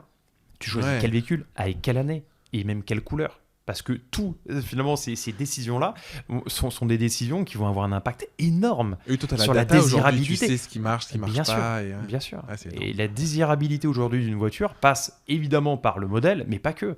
Passe notamment aussi par l'année, parce qu'en fonction des années, évidemment, le modèle va muter, va pas avoir au niveau de la cosmétique, je parle, au niveau de la carrosserie, va pas avoir les mêmes configurations. Et puis la couleur de la voiture, pareil, c'est un vrai sujet. Il y a des modes aussi. Est-ce que dans 5 ans, les modèles qui marchent aujourd'hui seront peut-être des modèles qui marcheront plus, tu crois, ou comment ça... Je pense qu'il y a quand même des indémodables. Je pense qu'il y a vraiment aujourd'hui des voitures phares clés, qui sont inscrits dans le paysage vraiment, on va dire, automobile, même mondial. Dans les films. Exactement. Si je te parle d'une coccinelle, si je te parle d'une Ford Mustang, si je te parle d'une Triumph TR3, d'une 2 chevaux, même d'une Fiat 500, ce sont des modèles emblématiques. C'est différent parce que les générations ont vraiment changé, mais c'est vrai, ok. Oui, après, effectivement, ça peut être générationnel. Et encore que, je me rends compte, ça peut paraître totalement paradoxal, mais plus il y a des restrictions sur les moteurs thermiques, avec les ZFE, le fait qu'on puisse plus circuler n'importe où, qu'ils veulent effectivement passer au tout électrique, plus il y a finalement des restrictions à ce niveau-là, et plus la désirabilité autour des voitures anciennes est forte. Ça paraît dingue. Hein. Ça paraît dingue. Logique, tu crées de la rareté. Exactement. D'une certaine manière, tu crées une rareté, et c'est surtout que tu vas dire à ces générations-là qui, les prochaines générations, ils auront presque connu que de l'électrique finalement. Et j'imagine, dans 2 générations, on va leur dire, viens essayer un moteur thermique finalement de l'époque des années 60. Ils vont être parachutés. Ils vont se dire, il se passe quelque chose. Mais tu sais quoi, déjà, il y a un mois, je discutais avec une fille qui est un peu plus jeune, et elle a passé son permis. Et en fait, il y a un truc, tu vois, j'avais pas pensé. Elle me dit, j'ai pensé le permis automatique. Et je dis, ah oui, putain, c'est vrai. En fait, déjà, aujourd'hui, tu peux passer les permis automatiques et du coup, tu n'as pas le droit de conduire une voiture manuelle. Et je me dis, putain, nous, à l'époque, moi, ça n'existait même pas, les boîtes auto, il y a 20 ans, quand j'ai passé mon permis, tu vois. Et du coup, je me dis, c'est ouf parce que bientôt, tu auras peut-être des voitures, plus, comme tu dis, plus ou moins autonomes, des trucs comme ça. Et puis voilà, quoi.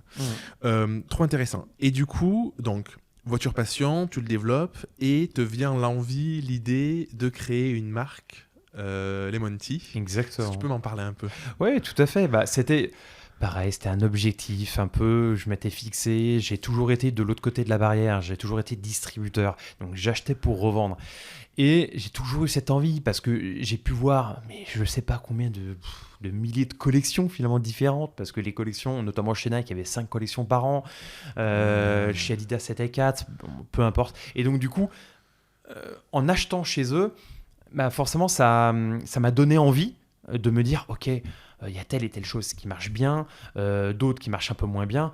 J'aimerais créer ma propre marque et vraiment, finalement, laisser cours vraiment à ma créativité et de me dire, et de proposer finalement presque le produit presque parfait, je dirais. Bon, même s'il n'existe pas, mais en tout cas, ça laissait rêveur.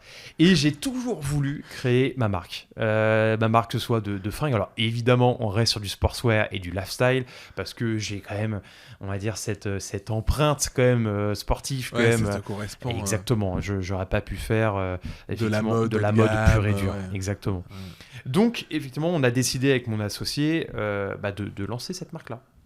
Qui s'appelle donc du coup Lemon Tea. En parallèle de tout ça. Tu as réussi à trouver l'énergie et la motivation de faire ça, je me dis. Je peux te dire qu'au bout d'un an, j'ai vite compris qu'il fallait que je fasse un choix. Parce que c'est évidemment très énergivore. C'était pour le coup un autre challenge parce que c'était quelque chose que je ne connaissais pas. Parce qu'il faut tout construire. Dans une marque, tout construire. Il faut construire toute la communication, le branding, tout son réseau de distribution. Et c'est énorme, c'est absolument énorme. Et donc, notamment, ça, c'était l'année dernière, où il y a eu tout le lancement, effectivement, de cette marque-là.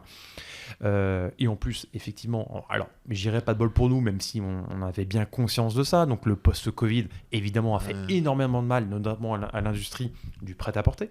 Parce que c'est vraiment, on va dire, les achats qu'on met sous le tapis. Hein. C'est la dernière des choses aujourd'hui qu'on va acheter. On va plutôt se concentrer sur les besoins. Payer ta facture d'électricité. Exactement, entre autres. Donc, du coup, on est en plus double challenge. On a lancé ça en pleine période de crise. Donc, l'énergie folle qu'on a dû déployer effectivement pour la lancer et arriver en fin d'année, honnêtement je suis arrivé totalement lessivé parce que j'ai dû gérer à la fois Voiture Passion qui devenait vraiment une activité très très dense et notamment 7 mois dans l'année sur notamment la saison estivale. C'est énorme en fait. Où là je travaillais mais le week-end, la semaine, enfin je m'arrêtais absolument jamais et en parallèle de tout ça effectivement Lemon Tea et à ça je rajoutais effectivement les interventions dans des écoles effectivement de commerce, les chambres de commerce auprès des pros et je suis arrivé au 31-12 pour Noël. Ça m'intéresse vraiment qu'on parle un peu de ça parce que je pense qu'on a un peu le même caractère sur des grandes idées, des grosses envies souvent. des projets, tu vois, avec peut-être parfois une vision un peu, comment dire, minimisée de la réalité. Tu vois, on se dit, oui. oh, on va y aller, ça ira et tout, alors qu'en réalité, il faut toujours 10 fois plus de boulot Parce que qu'on ce qui a avait été. tellement envie d'y On aller. a Eh envie. oui. Comment tu gères ça? Parce que tu vois, moi, depuis 1 an, j'essaye de faire un gros recentrage sur... En gros, tu vois, j'essaye d'appliquer vraiment le Pareto, 80-20, de me dire 80% de mon temps, je le passe sur des projets plus ambitieux, où il y a un objectif, tu vois, plus important, où il y a un potentiel plus important, et 20% plus plaisir, où je me fais plaisir et tout ça, et j'essaye de garder cette balance-là. C'est dur parce que j'ai souvent envie, tu vois, de me dire ah, il y a ce nouveau truc et puis ça pourrait prendre 15-20% de plus, sauf que du coup la balance elle est plus tout équilibrée parce que c'est pas rémunérateur et du coup tu déséquilibres le truc. Comment tu gères ça sur tes projets? J'imagine c'est ce qui a fait qu'à un moment tu t'es dit je me ressens sur Voiture Passion. Bien sûr. Et comment tu vis le truc? Comment tu fais? En fait, j'ai vécu une année l'année dernière où j'ai terminé notamment l'année dans le même état que j'ai pu l'être il y a quelques années. On parle 2022 là. Exact. Non, là on est en 2000. Oui, tout à fait, 2022. Fin 2022. Fin 2022, j'étais vraiment complètement lessivé. Je me suis dit, si je fais une deuxième année comme ça, je vais pas terminer l'année. Hein. Je vais vraiment arriver, je vais encore refaire mes valaises wago et c'est reparti dans le tourbillon, machine à laver. Donc non, là je me suis dit, écoute, là il faut s'écouter à un moment donné. Il faut s'écouter, il faut rationaliser un petit peu aussi l'énergie qu'on met. Parce que le pire dans la frustration, c'est que j'avais finalement 3 silos. Hein. J'avais à la fois la formation, les Menti et Voiture Passion. Sauf qu'à un moment donné, les journées ne sont pas extensibles. Donc du coup, je n'arrivais pas, le pire, à vraiment travailler en profondeur chaque sujet. Ouais, donc automatiquement, à un moment donné, j'avançais aussi moins vite. Et donc ça me crée en plus de la frustration. Donc je me suis dit, bon, stop, là il faut effectivement faire un choix. Le choix, il a été finalement assez naturel parce que quand même ma passion, on va dire, première était quand même autour des voitures de collection. Et puis ça marchait aussi. Et puis en plus, effectivement, ça marchait très bien. Donc je me suis dit, on va rationaliser, puis finalement ça tombe très bien. Et je vais me recentrer effectivement sur ces 2 activités, à la fois du consulting et Voiture Passion, qui sont pour le coup ultra complémentaires, parce que Voiture Passion, ça vit notamment, on va dire, plutôt l'été sur la période estivale, et tout le côté consulting et formation, plutôt l'hiver.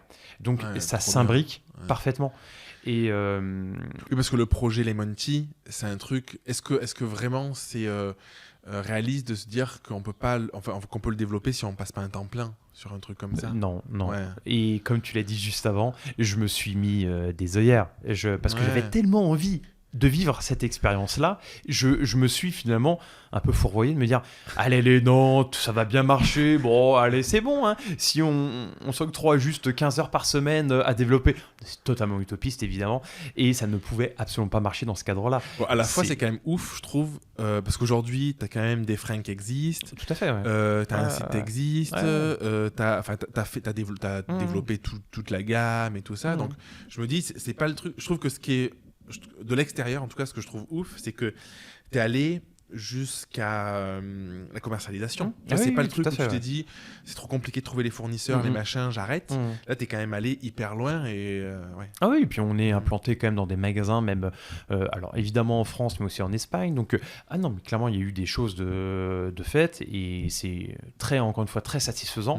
La seule chose, c'est que aujourd'hui, voilà, c'est effectivement, on l'a mis un peu en stand-by parce que à un moment donné, on peut pas être partout. Alors, il y en a certains qui me disent, Paul, est-ce que pour toi, c'est pas un échec, c'est pas dur, t'as fourni toute cette énergie-là pour finalement le mettre de côté. Et c'est là où, encore une fois, on revient à l'entrepreneuriat pur. C'est que je le vis absolument pas comme un échec parce que j'ai tellement appris. C'était quelque chose de nouveau pour moi. Et j'ai appris énormément de choses, tant sur le côté digital d'ailleurs, que sur le côté sourcing, que sur le côté monter une marque avec le branding. Enfin, ça a été énorme. C'est énorme. Et j'en ressors, mais grandi 10 fois. Donc à refaire, bien évidemment, je le referai. Et je le vis absolument pas comme un échec, bien au contraire. Parce que ça va me resservir. À un moment donné, c'est quelque chose qui je pense qu'on oublie trop rapidement les enseignements qu'on acquiert dans des projets, tu vois. En fait, ce que tu dis, toi, ça me parle beaucoup sur le côté, t'as monté ta marque, et ben, du coup, en fait, demain, en peut-être un mois, tu sais que tu as besoin d'un graphiste, tu as besoin d'un développeur, tu as besoin de telle ressource, tel truc, tu sais comment ça se passe. Et au lieu de le faire en 6 mois, tu peux le faire en un mois, quoi, le Ouais, truc. c'est ça.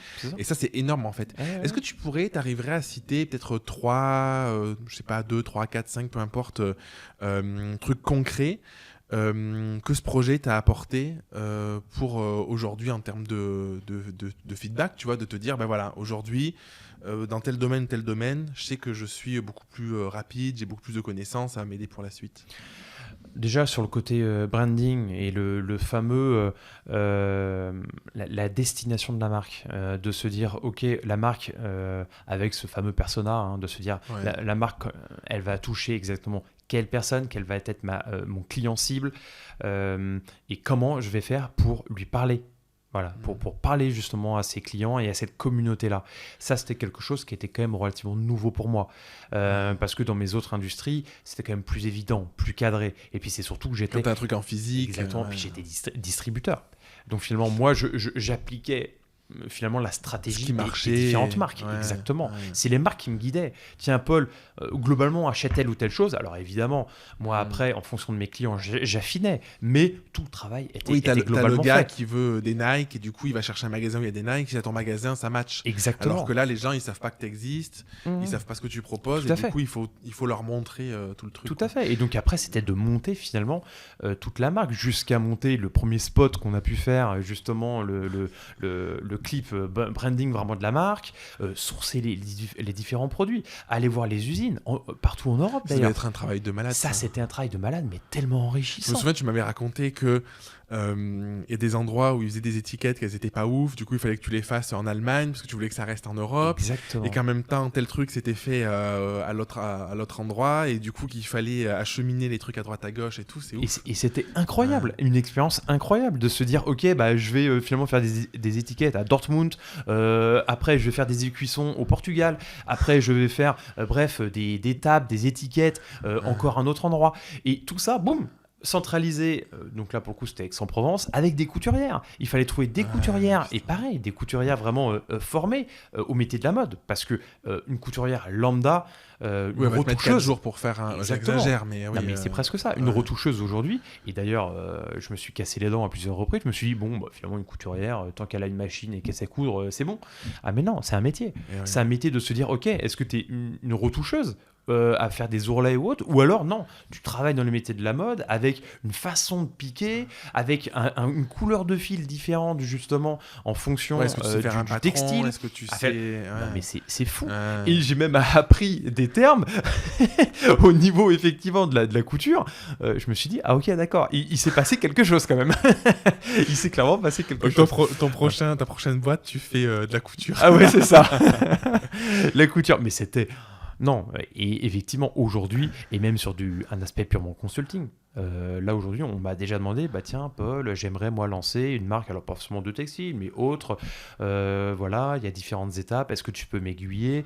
Et effectivement, même définir, ne serait-ce que définir aussi les canaux d'acquisition, parce que quand on est une marque aujourd'hui, le plus dur, je dirais, c'est pas tant encore de la montée, parce que effectivement, il y a eu une débauche d'énergie incroyable, mais c'est après se faire connaître. Parce qu'il est évident qu'on la visibilité, c'est... Ouais. On n'est pas seul. Pour moi, tu vois, aujourd'hui, c'est pour ça que je fais ces podcasts et tout, la priorité, c'est la visibilité. Je trouve que, en fait, tu peux avoir un branding qui est pas ouf. C'est mieux d'avoir un truc chouette, tu vois. Mais je suis sûr d'un truc, c'est que tu peux avoir un truc qui est un peu bancal.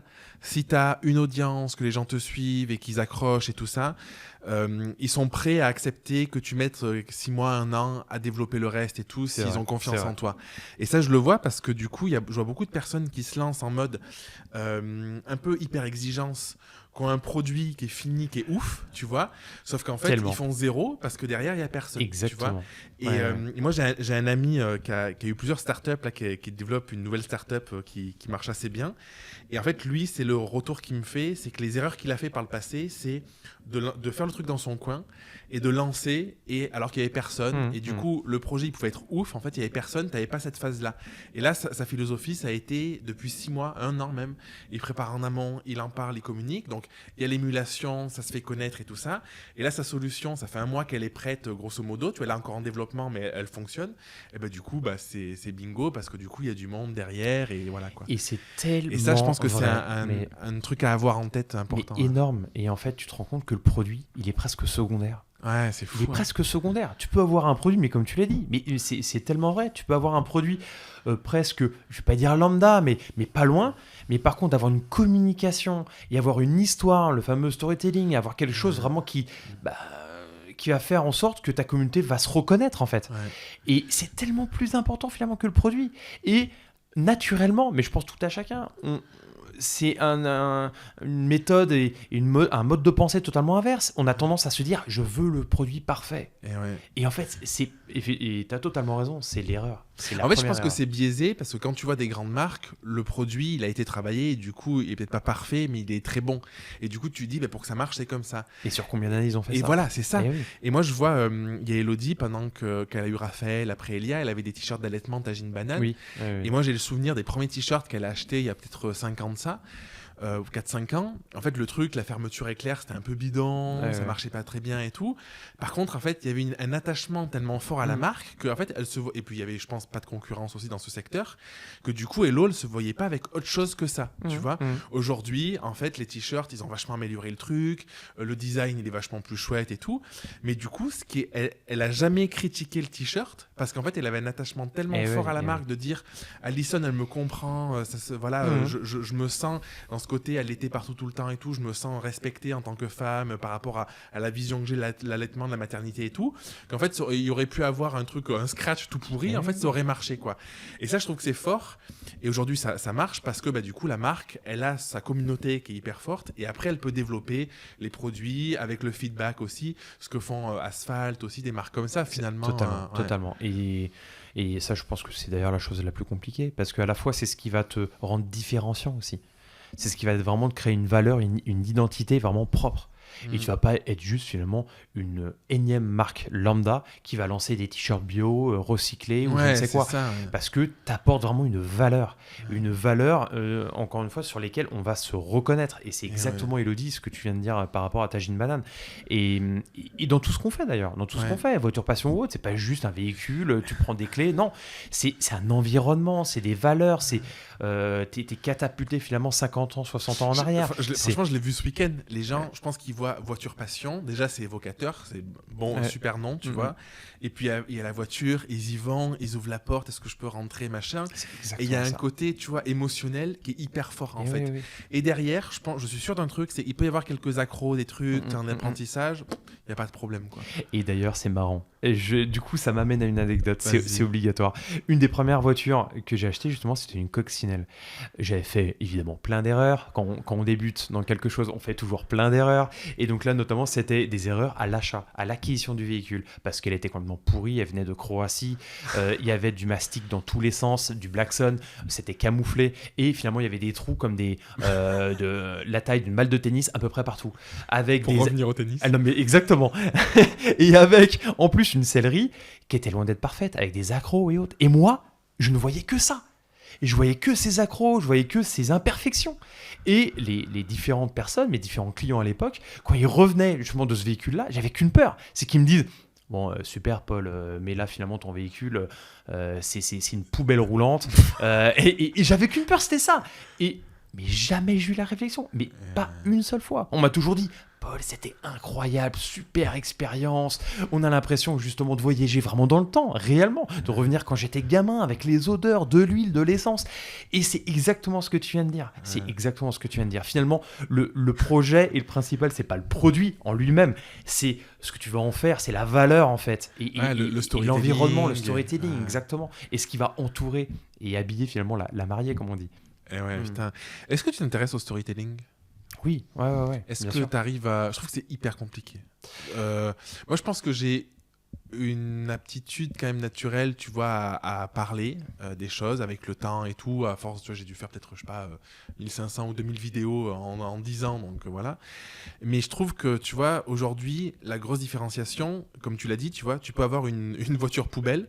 Tu fais un storytelling de elle vient de là, elle a vécu ça, elle a fait ça et tout ça. Tu peux en faire une putain d'histoire et les gens ils vont se dire ah c'est trop bien, tu vois. Ouais. Et du coup d'un truc, le storytelling, je trouve que c'est hyper puissant parce que d'un chien boiteux, non c'est comment c'est l'expression, d'un cheval boiteux, tu peux en faire un cheval de course. C'est pas un chien, je me suis trompé d'animal. Mais bon, finalement là, on voit l'autre, le truc. Mais je trouve que c'est hyper dur d'arriver à avoir un storytelling cohérent, ça se construit aussi, tu vois, parce que parfois, moi, il y a ce truc où le storytelling, pour moi, c'est prendre l'histoire et un petit peu la romancer quand même. C'est-à-dire que c'est pas mentir, mais c'est enlever les éléments qui n'ont pas d'impact. Totalement. Parce que sinon c'est chiant. Et enjoliver parfois les éléments qui, a priori, tu te dis, bon, bah, la voiture elle est trouée, c'est pas très sexy, mais comment tu peux en faire un truc, tu vois? Est-ce que tu arrives à l'intégrer? Est-ce que c'est pas encore quelque chose que tu fais? Comment tu... Je suis vraiment en plein dedans. Je suis vraiment en plein dedans. Je pense que je suis vraiment le mauvais élève, clairement, pour mettre en route justement un vrai storytelling, une vraie histoire, des vraies valeurs d'appartenance et autres. Je pense que je suis encore pas très bon sur ce sujet-là. Alors, est-ce que aussi c'est un peu générationnel? C'est possible parce que c'est quand même, je trouve, des codes relativement récents. En tout cas, c'est ma perception. Et notamment récents parce que c'est arrivé avec les réseaux sociaux. Et ça, c'est, on va dire, renforcé avec les réseaux sociaux. On voit qu'aujourd'hui, tous les entrepreneurs, si tu ne fais pas de facecam, à te montrer, à raconter ton parcours, à humaniser finalement ta boîte, aujourd'hui, j'ai l'impression que c'est quand même un peu plus compliqué justement de trouver sa communauté et en tout cas de rassembler. Ouais. Ça, il y a 15 ans, c'était quand même rarissime. Parce qu'il y a 15 ans, les Snap, les TikTok, les Insta, ça n'avait rien à voir. Ouais. Et il n'y avait pas encore cette culture, finalement, vraiment de ce storytelling, en tout cas digital. Après, évidemment, toutes les marques travaillaient leurs valeurs, bien évidemment, mais pas de la même manière. Les politiques font du storytelling depuis des années, et tout, mais dans le côté numérique, en ligne. Oui, tout à fait. Pas de la même manière. Et tu vois, il y a l'année dernière, ça va être pour la période de la fête des mères, il y a un an peut-être, un truc comme ça, tu vois. J'avais entendu les bijoux, je crois que je ne veux pas dire de conneries, c'est peut-être pas ça, Swarovski là. Tu vois oui. Je crois que c'est ça, je suis pas sûr. Pub à la radio, dans la voiture, en fait, le PDG ou fondateur, ou je sais pas, en tout cas le créateur de la marque, je suis pas sûr que ce soit cette marque, mais bon, peu importe, il devait avoir 80 ans, non j'en sais rien, sur 70-80 ans, mais il avait une voix un peu tremblotante et tout, et en fait il faisait la pub de ça, en mode, je sais plus le message et tout, et je me suis dit putain il y a un truc à changer, parce qu'en fait, du coup on revient même dans des grosses marques comme ça, qui ont des boutiques, qui sont implantées, je pense qu'ils marchent plutôt bien, bijouterie et tout ça, où en fait le fondateur vient partager un message à la radio, alors tu voyais qu'il était pas du tout à l'aise, que c'était pas son truc, tu vois, de faire ça, bah, du coup il y avait cette volonté pour une marque aussi importante que ça, de mettre en avant le créateur, alors qu'ils n'avaient pas fait ça depuis des années, je pense, tu vois. Et du coup, je me suis vraiment dit, il y a un changement. Et j'avais écouté, je crois que c'est Martin Latulippe, c'est un marketeur canadien, qui disait, pendant le confinement, on a vu Oprah Winfrey dans son salon en train de faire ses talk shows, ses machins, des lives, des trucs comme ça. Et du coup, il y a eu un énorme changement entre la vision de qu'est-ce que c'est d'être sérieux, d'être professionnel, de l'entrepreneur ou des trucs comme ça, à on rentre dans une intimité. Et je pense que ça a accéléré aussi le storytelling, parce que forcément, quand tu vois des pointures en train de cuisiner sur les réseaux, machin et tout, bah toi, du coup, si tu veux donner une image un peu trop plate en mode professionnel, bah, ça va pas avoir d'impact, parce que les gens, ils veulent quoi? Ils veulent que tu sois en train de montrer t'es chez toi, comment tu fais, c'est quoi ta vraie vie, tu vois. Alors ça se contrôle, mais du coup, moi, je vois vraiment une évolution comme ça. Je pense qu'on a ce besoin en tant que consommateur de s'identifier encore plus que jamais, et notamment, on en parlait tout à l'heure, grâce ou à cause, peu importe, de l'hyper-choix. Ouais. Aujourd'hui, on est dans une culture de l'hyper-choix, avec, encore une fois, le digital, avec l'ouverture de toutes les frontières, où aujourd'hui, je commande un article à Dortmund, je suis livré en 48 heures chez moi, comme si cette même entreprise était une entreprise parisienne. Donc, le fait est que, obligatoirement, on est face à de l'hyper-choix, parce qu'on n'est plus les seuls, en fait, aujourd'hui, à proposer de la location ou à proposer de la bijouterie. Donc, il faut qu'on fasse, finalement... qu'on soit justement novateur, singulier. Ouais, c'est ça, novateur, et qu'on se différencie. Ouais, Pour se différencier, ouais. effectivement, ça va passer par des valeurs qu'on va apporter, par lesquelles justement on va se reconnaître. Donc on a besoin, enfin en tout cas c'est ma lecture, hein, mais on a besoin effectivement aujourd'hui de savoir, mais en fait c'est qui le créateur ? C'est qui le mec qui est aux commandes en fait ? Est-ce que ce mec, moi je me reconnais en lui ? Parce qu'on on a ce besoin-là. Et c'est vrai que pour le coup, sur Voiture Passion, j'y suis pas encore parce que j'ai cette chance. Je suis en train de sourire parce que je me dis, t'es là, ça y est. Ouais, c'est vrai.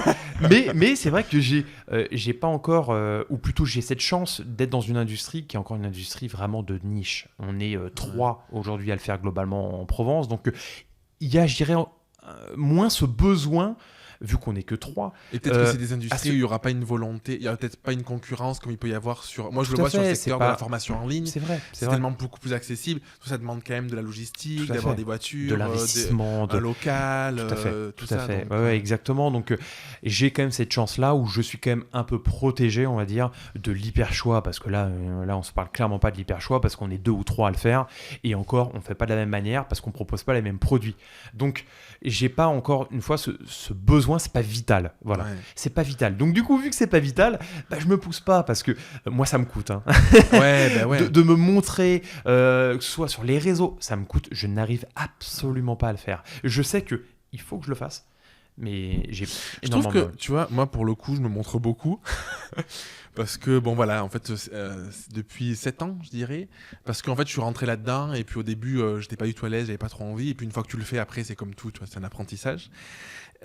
Aujourd'hui, je pense qu'il y a plein de manières de se montrer, en fait, tu vois. C'est-à-dire que j'ai le sentiment que dans la com, et je pense que ce sera, je sais pas, c'est un peu une prédiction, mais je pense que ce sera de plus en plus le cas, c'est soit se dire, ok, en fait, c'est important que j'aille dans cette direction, et de se faire un peu violence pour au début être un peu ridicule peut-être, en tout cas sembler pour soi ridicule et tout, et puis après arriver à développer le truc, ou sinon choisir en tout cas un média qui permet que ce soit plus à l'aise, tu vois. Je pense que tu vois, pour toi, le fait de faire une interview, c'est peut-être plus naturel, et en fait tu vas te montrer autant sur une interview, sauf qu'en fait t'as pas le sentiment parfois d'être un peu con tout seul devant ta caméra en mode oh mais je suis en train de parler à rien en fait, j'ai mon script ou j'ai mes 3 bullet points au-dessus de l'appareil photo, et du coup l'énergie elle est différente, tu vois.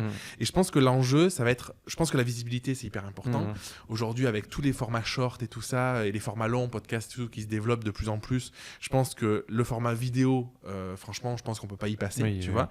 Mais je pense qu'il y a plein de manières de le faire.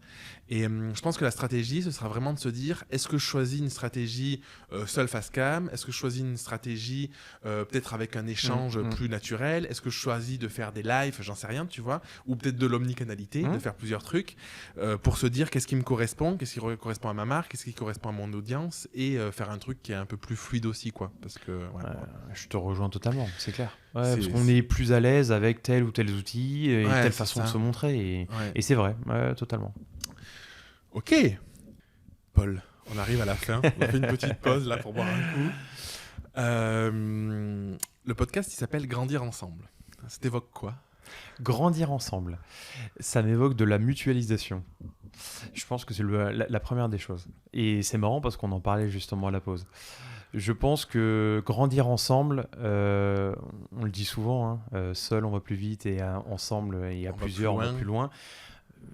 J'y crois terriblement, et d'ailleurs toutes les associations que j'ai pu faire dans ma vie, dans toutes les différentes sociétés, j'ai toujours voulu avoir en tout cas des associés, voilà, parce que j'estime qu'aujourd'hui quand l'associé avec qui tu travailles évidemment, enfin est le bon dans le sens où par rapport à ton profil bien évidemment, ça fonctionne parce que vous êtes complémentaires tant en termes de compétences que de caractère, et tout est vraiment en symbiose.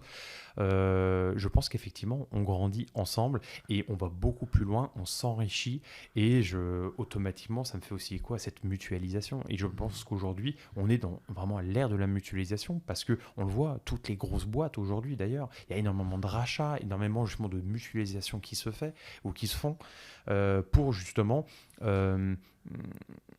trouver vraiment aussi un équilibre et se renforcer en termes de compétences, et encore une fois s'élever en fait. C'est un peu une émulation de groupe finalement. Comment tu trouves le bon associé ? Waouh. Encore pour une heure finalement, c'est pas la conclusion. Non, le bon associé, honnêtement, j'ai pas de recette magique. J'ai pas de recette magique. Je pense que pour en avoir eu, disons plusieurs, je pense que au-delà même des compétences, il faut qu'il y ait une vraie complémentarité en termes à la fois de valeur, mais aussi de caractère. Ça, c'est, encore une fois, c'est ma lecture et c'est mon analyse totalement propre par rapport à mon vécu. Je trouve que si les caractères ne fitent pas, ne sont pas complémentaires, automatiquement, on va se bouffer à un moment donné. On va se bouffer et on va pas aller dans la même direction parce qu'on va potentiellement, peut-être chacun, vouloir tirer un peu son épingle du jeu ou essayer de dominer l'autre d'une certaine manière. Mais de dominer, pour le coup, pas dans le bon état d'esprit. Voilà. Oui, de vouloir faire passer sa vision, exactement, son message, de vouloir son vraiment truc. essayer de faire passer son message, peut-être en écrasant un peu plus l'autre. Que si on a des caractères finalement qui sont complémentaires, parce que humainement, souvent, il y a toujours des personnes qui sont plus des fonceurs, que j'appelle, avec un caractère un peu plus de feu, vraiment qui veulent vraiment prendre les choses en main et avancer et donner un rythme finalement au développement de l'entreprise. Ça, c'est gérer un caractère bien précis. Parce qu'après, il y a un autre caractère qui existe, encore une fois, c'est tiré un peu de ma propre expérience, qui va être un caractère qui va avoir beaucoup plus de recul, qui va être beaucoup plus souvent calme et souvent d'ailleurs beaucoup plus lucide. Et qui va, et c'est vrai, et qui va amener justement cette lucidité et cette sérénité finalement à l'autre, qui va être beaucoup plus fonceur. Donc du coup, c'est un peu comme dans un couple, cette histoire. Ouais. C'est un peu comme dans un couple, mais finalement, quand on trouve finalement cet équilibre-là, je trouve que ça fonctionne beaucoup mieux que si tu as deux fonceurs en tant qu'associés. Pour moi, ça va dans un mur. Ouais, je te rejoins parce que tu vois, moi, c'est vrai que j'ai été associé pendant quelques années où en fait, on faisait trop la même chose tous les deux. Et du coup, au bout d'un moment, tu sais plus qui doit faire quoi, qui est l'expert dans quoi, parce qu'en fait, tu te marches un peu dessus. Et je pense qu'une bonne association, une association équilibrée, c'est une association où les places, elles sont vraiment réparties clairement par rapport aux compétences, par rapport au caractère aussi et tout. Ouais, je pense que c'est un vrai enjeu. Mais c'est pas évident, parce que non, parfois, il y a des trucs où... je pense qu'en fait, ça demande beaucoup de communication, ça demande d'être très au clair en amont, de poser les choses, parce que je sais que je l'ai vécu plusieurs fois, tu vois, parfois, en fait, il y a un truc que c'est pas vraiment dans ton domaine de compétences, mais tu te dis, mais ça m'intéresserait, mais du coup, en fait, tu aimerais le faire, mais finalement, tu vois, t'es peut-être pas à la bonne place. Ça demande aussi de lâcher prise, d'accepter que l'autre, il fasse le truc que t'aurais aimé faire, ou peut-être parfois où tu peux avoir l'expertise, mais finalement, c'est l'autre qui a été décidé comme ça. Et ouais, c'est pas évident, quoi. C'est vraiment pas évident, et je pense qu'il n'y a pas d'ailleurs de recette miracle. Parfois, il y a une harmonie, il y a quelque chose qui se crée qui est parfois même surprenant. Tu peux te dire, tiens, je m'y attendais pas, parce que je le connaissais au niveau personnel, et en fait, au niveau pro, ça match particulièrement bien. Il peut y avoir des bonnes surprises comme des mauvaises aussi. Parce que très clairement, on a aussi un caractère différent parfois quand on est en couple au niveau personnel et quand on est dans un milieu professionnel. Et d'ailleurs, ça dépend des projets aussi, même. Ah, aussi, bien sûr. Bien sûr. Ouais. Donc c'est vrai que c'est toujours compliqué. Voilà, moi je dirais que la ligne un peu directrice que j'essaye de me donner, c'est essaye déjà que en termes de caractère et donc forcément aussi de compétences, ce soit vraiment complémentaire et qu'on se comprenne. Mais après, tu as dit une chose totalement juste, mais que j'essaie d'appliquer aussi au quotidien, même dans mon couple et au niveau personnel, c'est la communication, c'est au centre de tout. Mais vraiment évident, au centre de tout, parce que tu peux mettre quelque chose au clair au début, mais 6 mois plus tard, finalement, ça dévisse.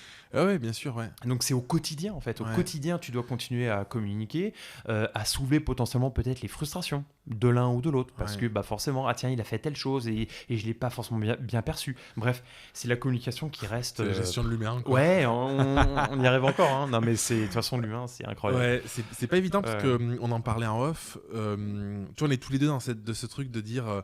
si on était associé avec quelqu'un dans nos business, ce serait confortable, mais en même temps, c'est hyper dur, parce que ça veut dire lâcher certaines parties. C'est ça. Ça veut dire trouver la personne idéale.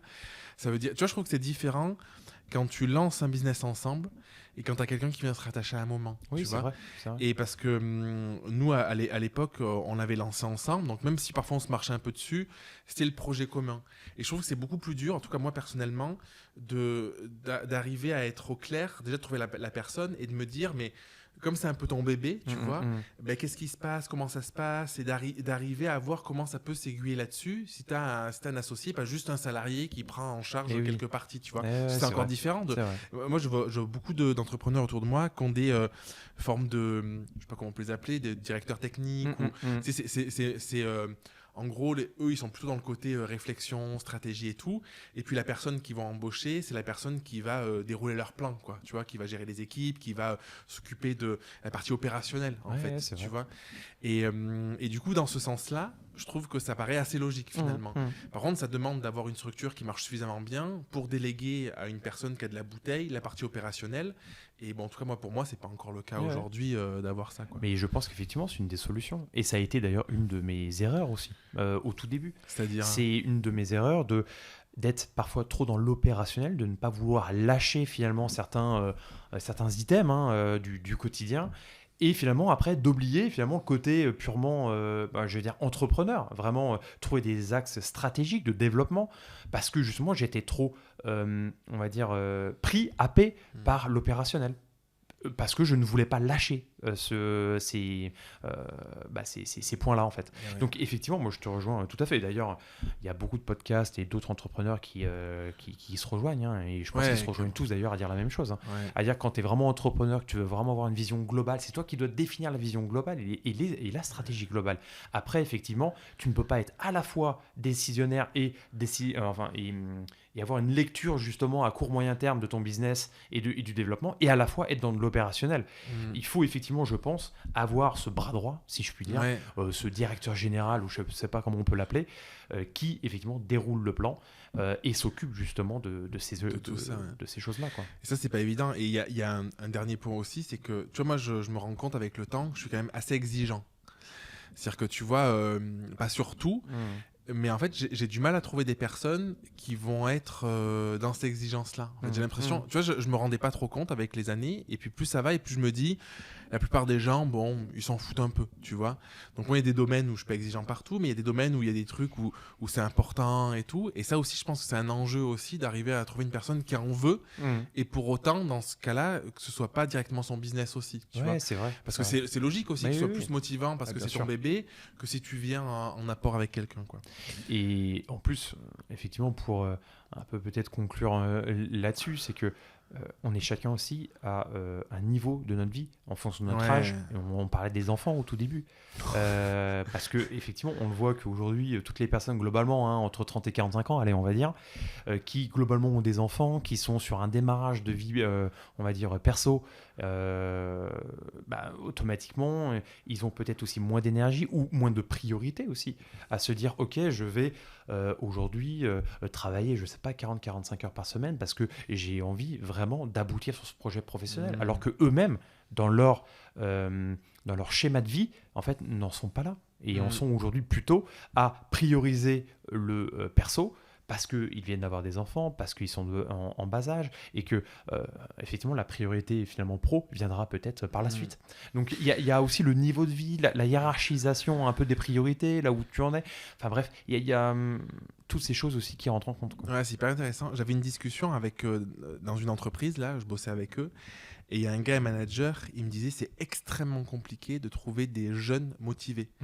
Et je lui disais, tu penses que ça vient d'où et tout? Et en fait, il me disait, il y a une valeur travail qui a complètement changé. C'est-à-dire qu'en fait, aujourd'hui, la valeur plaisir est plus importante que la valeur travail.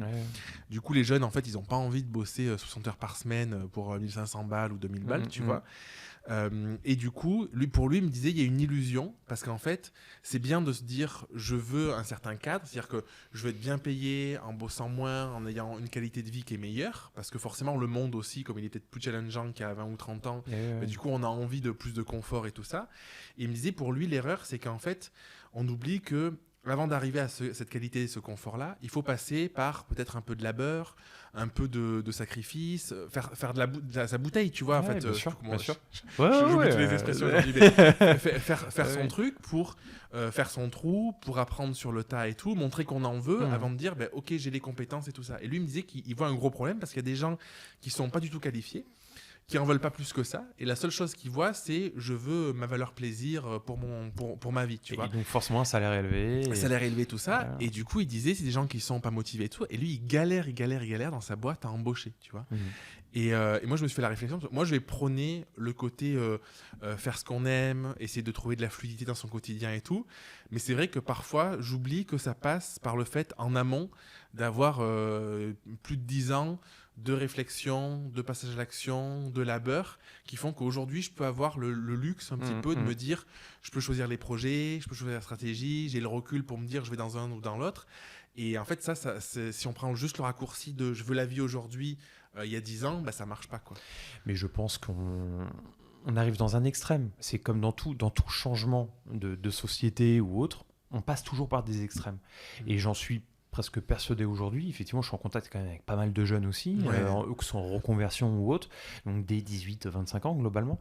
Et je me rends compte qu'effectivement, il y avait, peut-être nous d'ailleurs, une génération presque de transition finalement, où nos parents, on les a vus trimer toute leur vie, souvent dans une société, travailler pendant plus de 40 ans, et finalement arriver à la retraite, souvent pas en bonne santé d'ailleurs.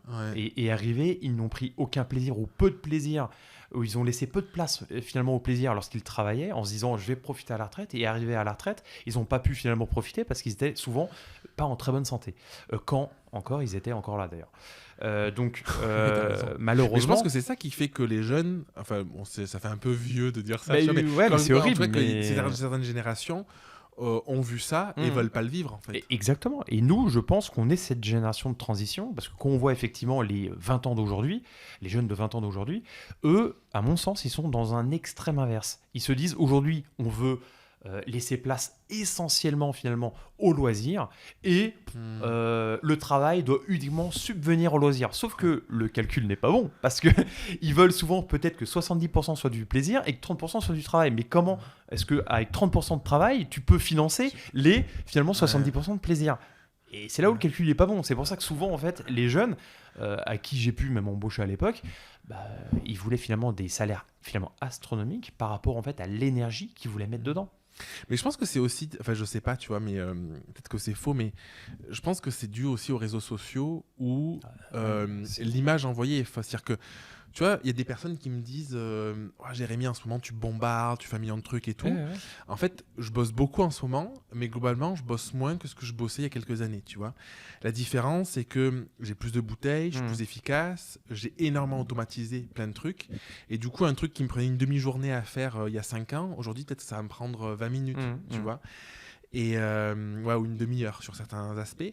Et en fait, il y a toujours aussi l'image renvoyée. Et en fait, je pense que parfois, il y a une image un peu idyllique de c'est facile et tout ça, sûr. Alors que la réalité, tu sais, j'avais entendu ça, je sais pas qui c'est qui avait dit ça, c'est ne compare jamais la vitrine de quelqu'un avec ton arrière-boutique.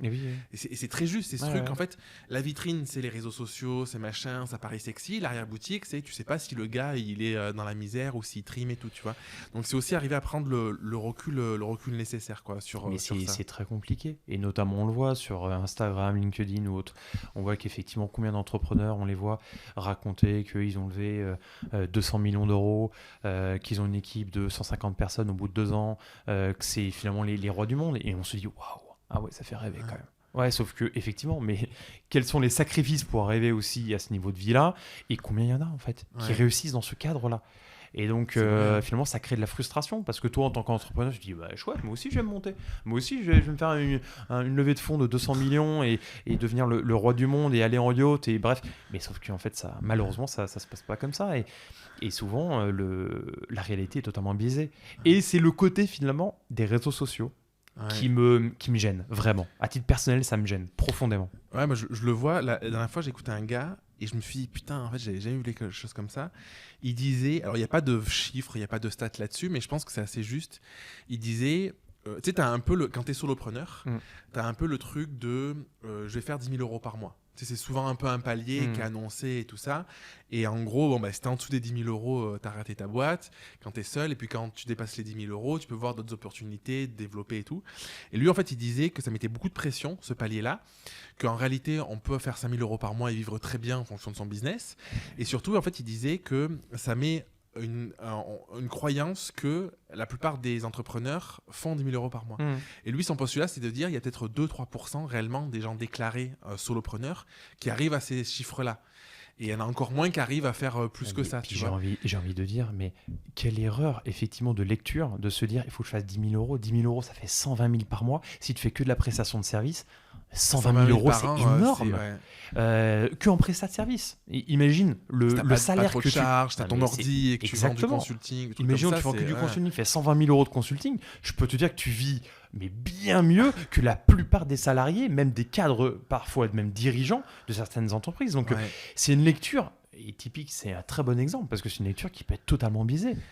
Et tu vois, là, je le dis parce que moi, ça m'a parlé, parce que je me suis dit, je vois ce chiffre, il met beaucoup de pression à beaucoup de monde, tu Mhm. vois, ils se disent, on veut aller là, on veut faire ça, alors que derrière, ben, encore une fois, c'est l'arrière-boutique, c'est quoi les charges, Tout à fait. c'est quoi ton business model, si Ouais. tu as 4 freelances qui travaillent constamment avec toi, bah, du coup, peut-être que finalement, il te reste que 2000 balles à la fin, Ouais. alors que si tu fais 5000 et que tu es tout seul, il t'en reste le double, enfin, il y a plein de toutes ces questions-là. Ouais, c'est clair. Trop bien, bon, Paul, je pense que c'est bon pour Eh cette ben, fois-ci. merci. Je mettrai les liens dans la description de ton site, donc pour nous Ouais. dire où on peut te retrouver. Notamment effectivement voiturepassion.fr. Voilà, c'est vraiment le site ou en tout cas l'activité aujourd'hui vraiment par laquelle aujourd'hui je me consacre, on va dire à 100%. Voilà. Et après effectivement de part notamment support de consulting pour tout l'aspect, on va dire consulting opérationnel autour notamment du digital et du retail. Trop bien. Peut-être un jour une formation sur la Graou. Voilà, exactement. Je lance le truc. Bonne journée. Et bonne journée. Et puis à Merci très Jérémy. vite. À très Merci. vite. Merci.